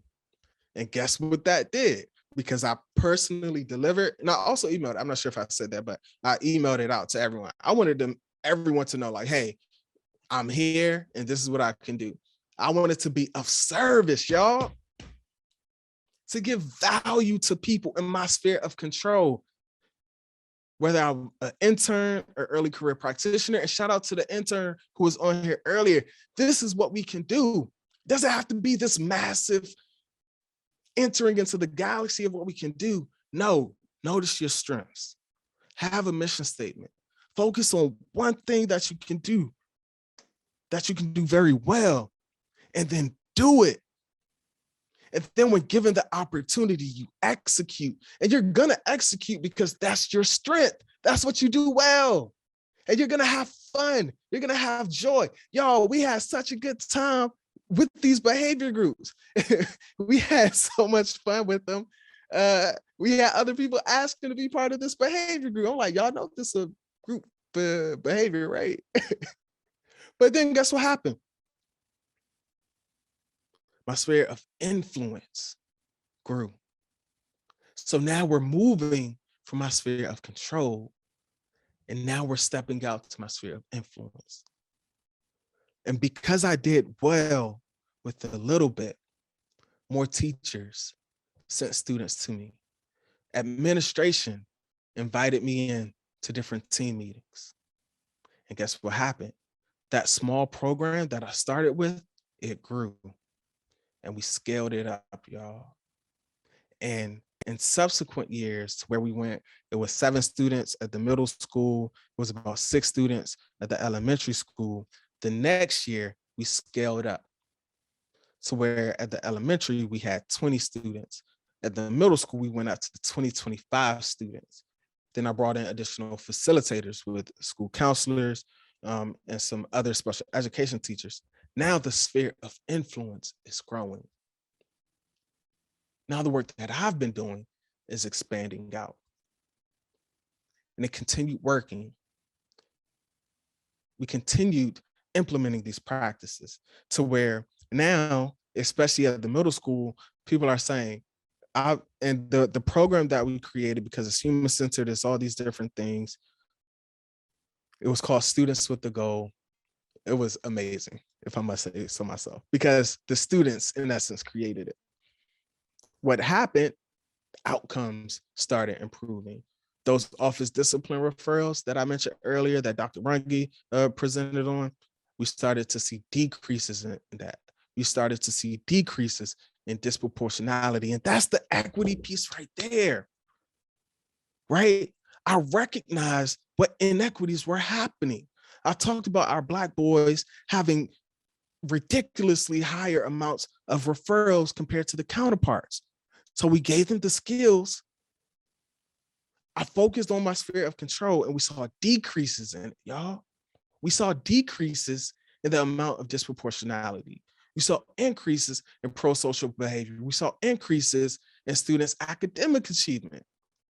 And then we got to a point to where the school administration was like, every student needs to benefit from this. So now we are going to do the things to implement this into, and I didn't learn this until I started working in DC, how difficult it is to change the bell schedule. I took it for granted in that moment, but now I know it. That's a very, right, Dr. Holland Sims is laughing. That's a very difficult thing to do, but they did it and said every student is going to participate in swag and students with the goal. And we had the students with the goal period from 2:30 to 3:15. We transformed a school from my sphere of control to a school-wide model where every student equity was getting what they needed. Some students got academic support. Some students got behavioral mental health support. Other students were able to participate in extracurricular activities to get the skills that they needed, y'all. That's equity in action. And it started by me operating in my sphere of control. I want to pause there to see if there's anything resonating, if there's any questions in this moment.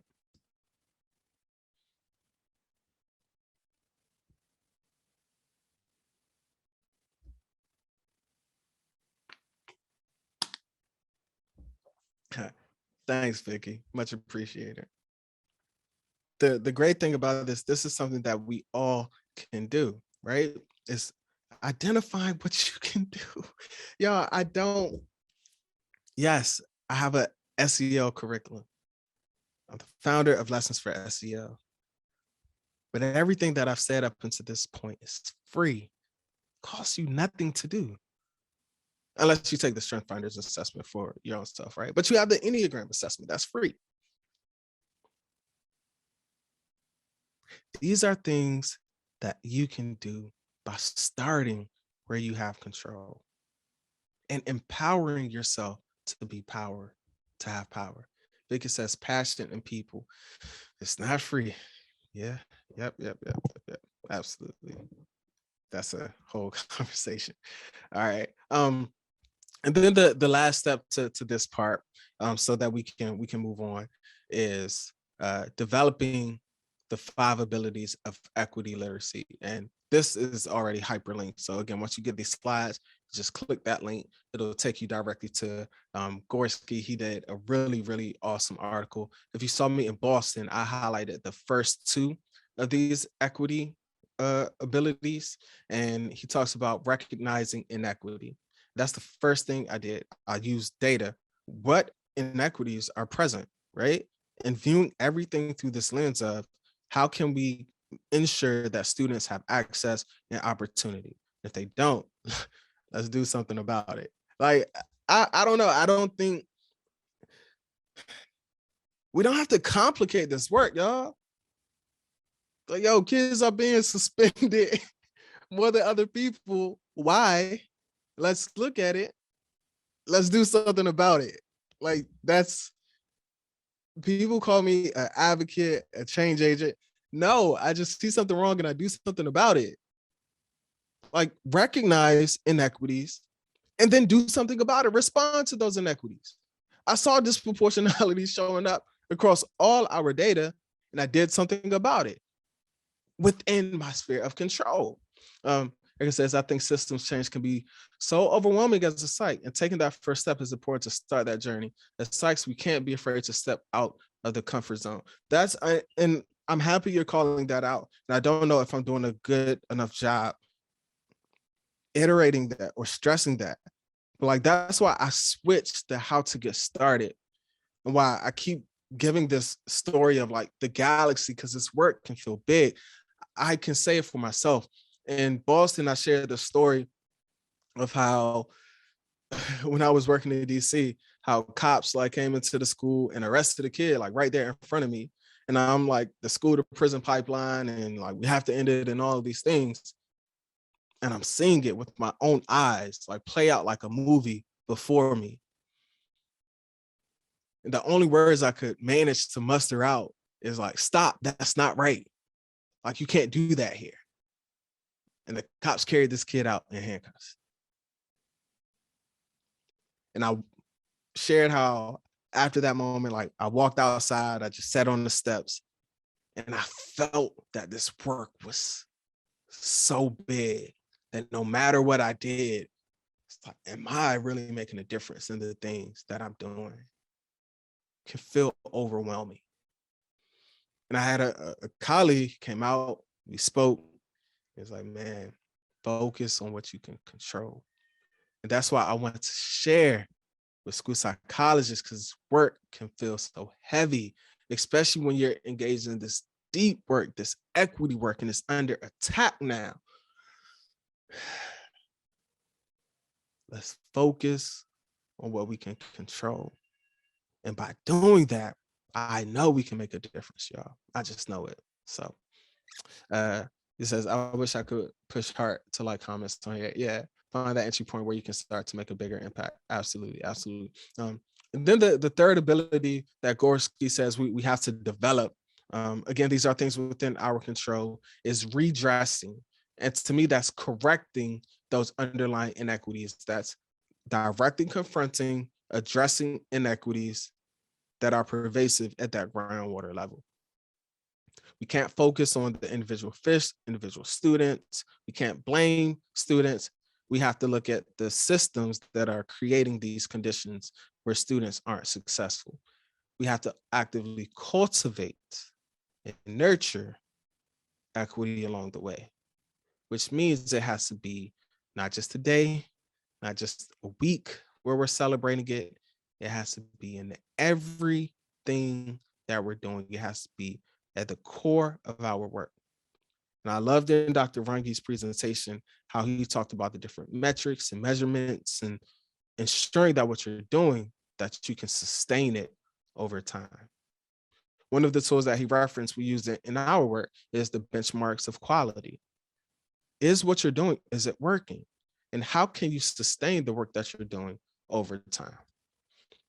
And so with the short amount of time that I have left, I want to quickly shift to how we tapped into this work in DC and use all of those things that I've mentioned to now evolve and expand from my sphere of control to my sphere of influence to system-wide change, to where things that were once out of my control, like, we changed and transformed. Not even just school, but at this point, now it's going to be district-wide change, which is awesome. It's unreal to believe sometimes, honestly, but it's possible. And so I'm just going to go through this quickly, okay? And so I wanted to quickly flash back to where this work like stems from. And a lot of people don't know. On my website, I have an article, and I might have just gave it away, but just quickly, 10 seconds. Who's credited with being the founder of SocialEmotional Learning? Is it Tim Shriver? Is it Castle, Daniel Goldman, Roger Weisberg, or James Comer? Just drop in the chat. Who do you think is credited with being the founder of SEL? We see Castle.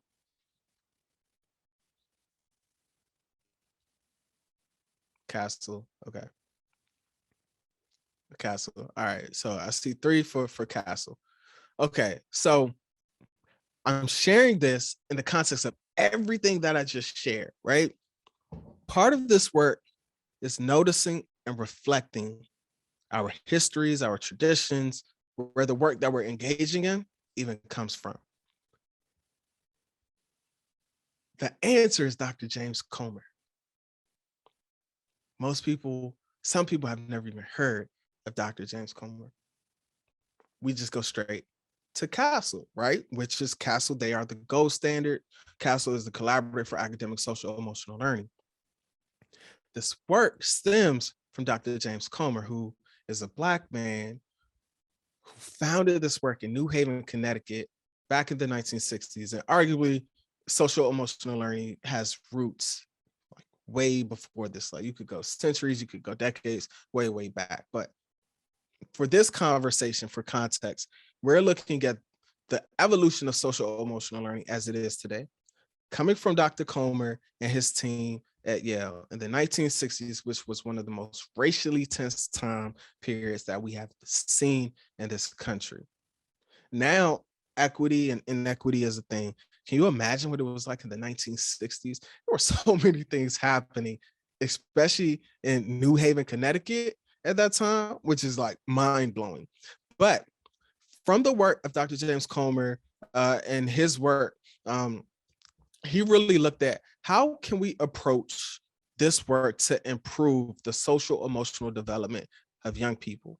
And Dr. Comer believed that for us to do this, we have to engage key stakeholders, including parents, teachers, students. And so he focused, shout out to the comment that was made earlier, on asset development. He focused on skill development. His focus, as he said, was on developing the whole child. What? Someone was talking about the whole child in the 1960s? Yes, fascinating stuff, right? And so his research, his focus on the whole child, he said that in order to increase academic achievement and all of these things, a little bit more context, he and his team went into 2 underperforming schools in New Haven, Connecticut, which were predominantly Black at that time, 2 underperforming elementary schools. They were last across every statistical category. What happened back in 1954, Brown v. Board versus Education, we know that schools were in the process of integrating, and then they went through this phase of resegregating. And so schools were in shambles back then, right? So that's context for the work that he's doing in these schools that were deemed to be failing the 1960s. And say, in order to turn this around, we have to focus on the whole child. And that to do that, we have to prioritize the social emotional development. And by doing that, we'll increase academic achievement and seat attendance, all of these things. Interestingly enough, some students of his included Roger Weisberg, Tim Shriver, if you know that name, right? Who's a board member. He's the co-founder of the Special Olympics. And Tim Shriver is like that guy. He was a student of James Comer. And through their work, it went on to do a ton of research, and they created the Collaborative for Academic Social Emotional Learning that came over time. Amazing stuff here, right? And so we understand that this work that Castle is doing now stem from the work of the Shrivers and Weisbergs of the world, which were all trained in the approach from Dr. James Comer, who believed that addressing the developmental issues of youth from high poverty communities by focusing on families and parents and all of these things would improve outcomes for youth. Y'all, that's social emotional learning. So we fast forward 50 years later to the work that I'm honored to carry in Washington, D.C., in our nation's capital, y'all. And 50 years later, we're engaging in work that was started by Dr. James Comer, school transformation work. Now, this school where I worked at was just like the school in New Haven, Connecticut, predominantly Black, high poverty, all of the things. We don't need to go into it, but it was all of those things. And how might we redesign a school that we know historically has been marginalized because of the groundwater, not just in the school, but in the community as well? Man, this is deep, deep stuff here, y'all. This is just some stats. Our school was underperforming, last across every statistical category. Our school was either going to be shut down. At the last minute, a decision was made that we were going to redesign the school.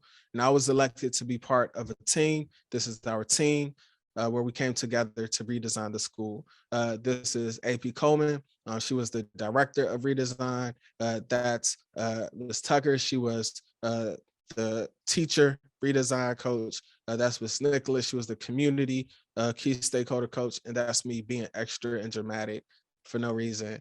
I started out as a student experience coach to create the best climate and condition to focus on the social emotional learning from the student's perspective. And then I transitioned the next year to becoming the assistant director of redesign.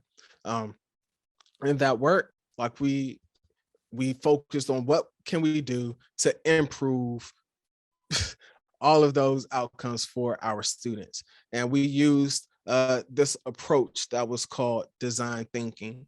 At the core, it was this human-centered approach where we put people first, and we engaged in empathy and learning with our key stakeholders. And this was a process that we followed. Another important thing is we noticed the systems that were at play. We reflected on how the systems on our thinking, on our influence, on what we had direct control over. And then we looked at all of these different things of how we might redesign those inequitable systems to design equitable systems that can improve systems for our young people. A major way of how we went by doing this, again, is understanding the needs of people. So now we're moving from our sphere of control to our sphere of influence. And how might we influence those around us? A great way to do that is by learning the needs of people. That's what I did with that one pager. I asked, what is it that you need? Here's what I can do. Here's how I might be able to support you. But what is it that you need? NAS practice domain, consultation and collaboration. How can we collaborate and consult with others to get a better understanding of their needs? And we engaged in these empathy activities that included observations and interviews and immersion activities, which were all really, really cool. We created these student design teams, and the student design teams I was responsible for, it helped us to get a pulse. Dr. Rangi, he talked about using, or earlier in my presentation from the APA task force, I talked about one of those strategies that the task force recommended is conducting assessments and interviews. I'm not telling psychologists not to use your skills in assessment. There's no one better, and we can stamp this, put this on Twitter. There's no one better than us inside of the school system at assessments than school psychologists. There's no one better at understanding data and using data to make informed decisions than school psychologists. I'm ready to ride on that hill for the school psychologists, y'all. We do this. This is what we do. So how can we take what we're skilled at, what we're amazing at, and use it at the systems level, at this groundwater level, y'all, to make a difference? And that's exactly what we did. And so I use my skill in assessments and interviews to create assessments, empathy interviews, to engage young people on their perspective of school, their experience, their thoughts, their feelings. And literally, I'm not in my office in a closet testing kids out in the hallways, talking to kids in the cafeteria, getting their feedback. Not just one, it's so many different types of students here, right? Learning the needs of people, y'all. Asking people what they want. And then we equip our young people with the skills that they need to go out and do it themselves. Who am I to go into a school? I mean, okay, I get it, right? We have to help facilitate and equip them with those skills. But once we equip them with those skills, shout out to Dr. Comer and the core of SEL, giving them the skills, empower them to go out and do the same. So then our students were the ones who then went out and surveyed their peers, got feedback, engaged in learning activities, right? Spoke to council members and school leaders about what they wanted their school experience to be. And then from there, here's what we heard. We heard, based on data, based on direct empathy interviews of what they need, that our students didn't feel wanted or cared for, that they felt like this school was a prison. It lacked love, that they didn't have a sense of belonging. And I see Nicole put in the chat, I learned about Dr. Comer, through the podcast that I have, the Healing Center Conversation podcast, absolutely. And Nicole, you got an episode coming out. We'll release that soon, right? Yes, these are important conversations. Can someone message me and let me know how much time I have? I thought maybe I have like 10 minutes. I'll go through this. You can have 10 more minutes. We just have at the very end have to do an exit slide and closing. Okay, cool. Scheduled Excellent, excellent. to 11:45 technically, so you're good. Another 10 minutes, you're good. Okay, cool. Excellent, excellent. And yeah, so we heard that students didn't feel like this was their school, that they didn't belong. And they wanted to feel more connected, that they didn't have adults that they were connected to, that they didn't have peers that they were connected to. Another strategy that you can use is the development of how might we. So you might take your mission statement, you might take a problem from the empathy interviews, from the learning of the needs of people, and craft a how might we statement. So my mission statement is to improve outcomes for youth of color from high poverty communities. A how might we question could be, how might we improve outcomes for youth who have been historically marginalized? Based off of what we heard from students, we developed a how might we question, which was, how might we create an environment where students feel loved, cared for, and connected to the school community? And based off of what we heard, we leaned into those mindsets that I mentioned earlier, and we co-created, we co-designed, we had the ability to learn from failure, and we created this concept called the Dream Team. It's the basic premise that from Rita Pearson, right? Where every child deserves a champion. And this was our belief: an adult who will never give up on them, who understands the power of connection and assists that they become the best that they can possibly be. And with this concept of the Dream Team, we matched every student with a caring adult. But again, going back to those mindsets, we wanted to start small. And so the first iteration of this was training, professional development. So I worked with a small team of individuals within my sphere of control, those who I knew rock with me. So it was a counselor, it was a teacher, and 2 social workers. I knew we had really good relationships. We were in the trenches together, and I knew they would say yes. We'll have another conversation about like higher level change management and that thing. But these were people who I knew we could start small with within my sphere of control. And so I wanted to focus on shifting from what's wrong, this deficit-based approach, to what's strong. We had every staff member, which you can see here, identify their strengths. So they all took the Strength Finders assessment. Now we're engaging in activities to understand our strengths.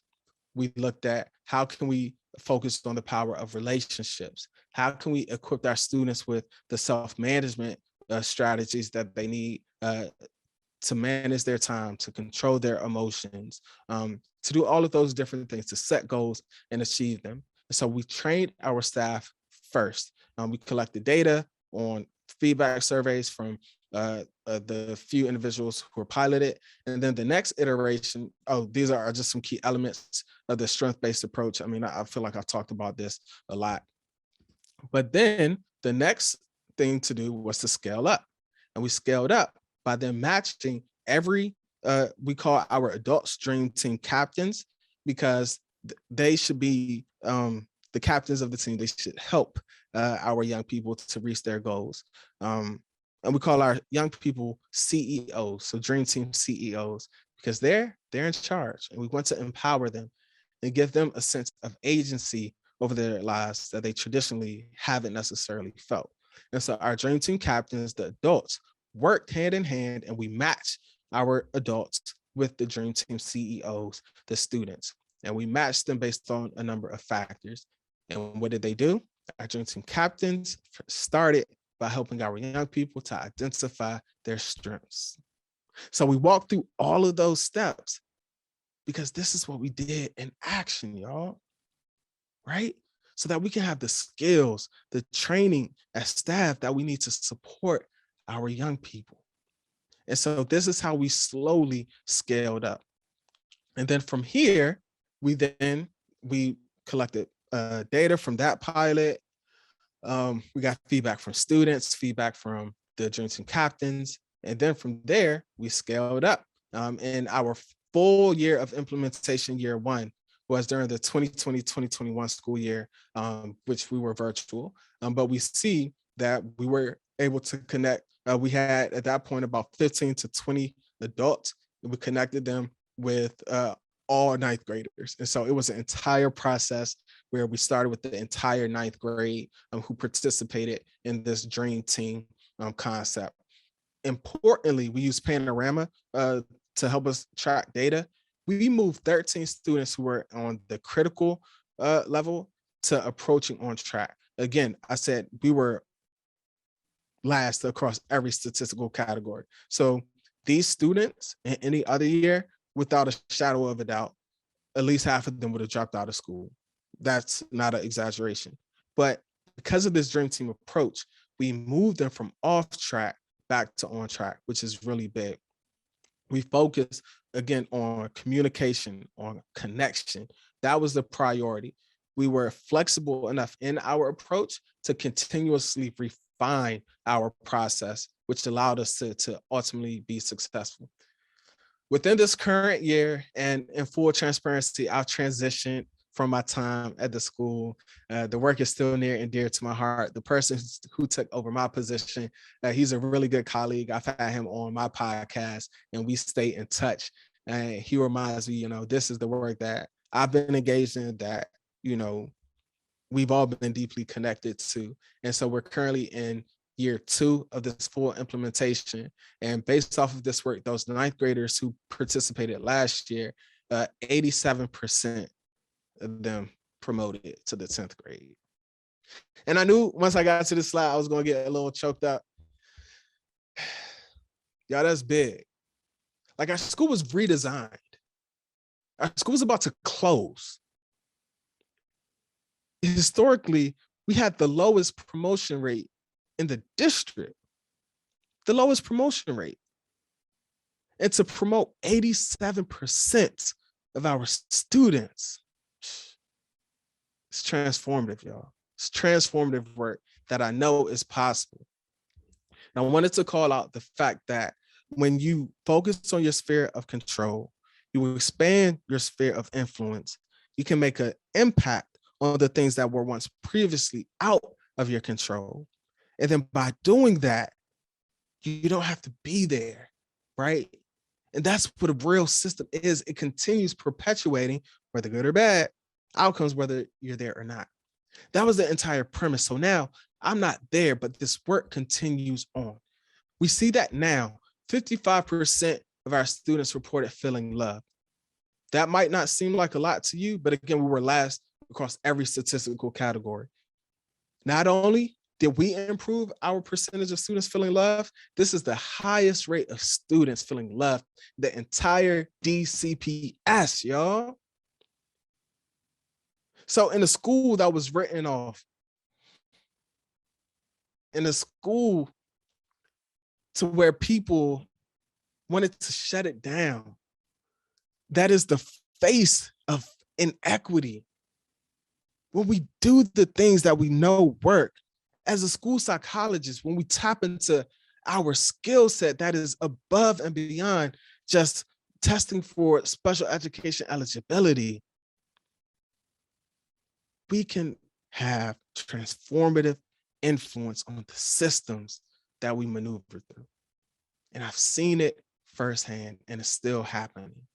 And so now every student, the plan was to go from 9th grade to 10th grade, from 10th grade to 11th grade, each subsequent year. So that by year 4, really year 5, it will be full implementation.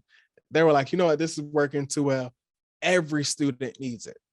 And so now every student inside of the school community has a Dream Team captain. We've extended partnerships with Howard University. Shout out to Dr. Malone, to where some of her students, we ran a pilot.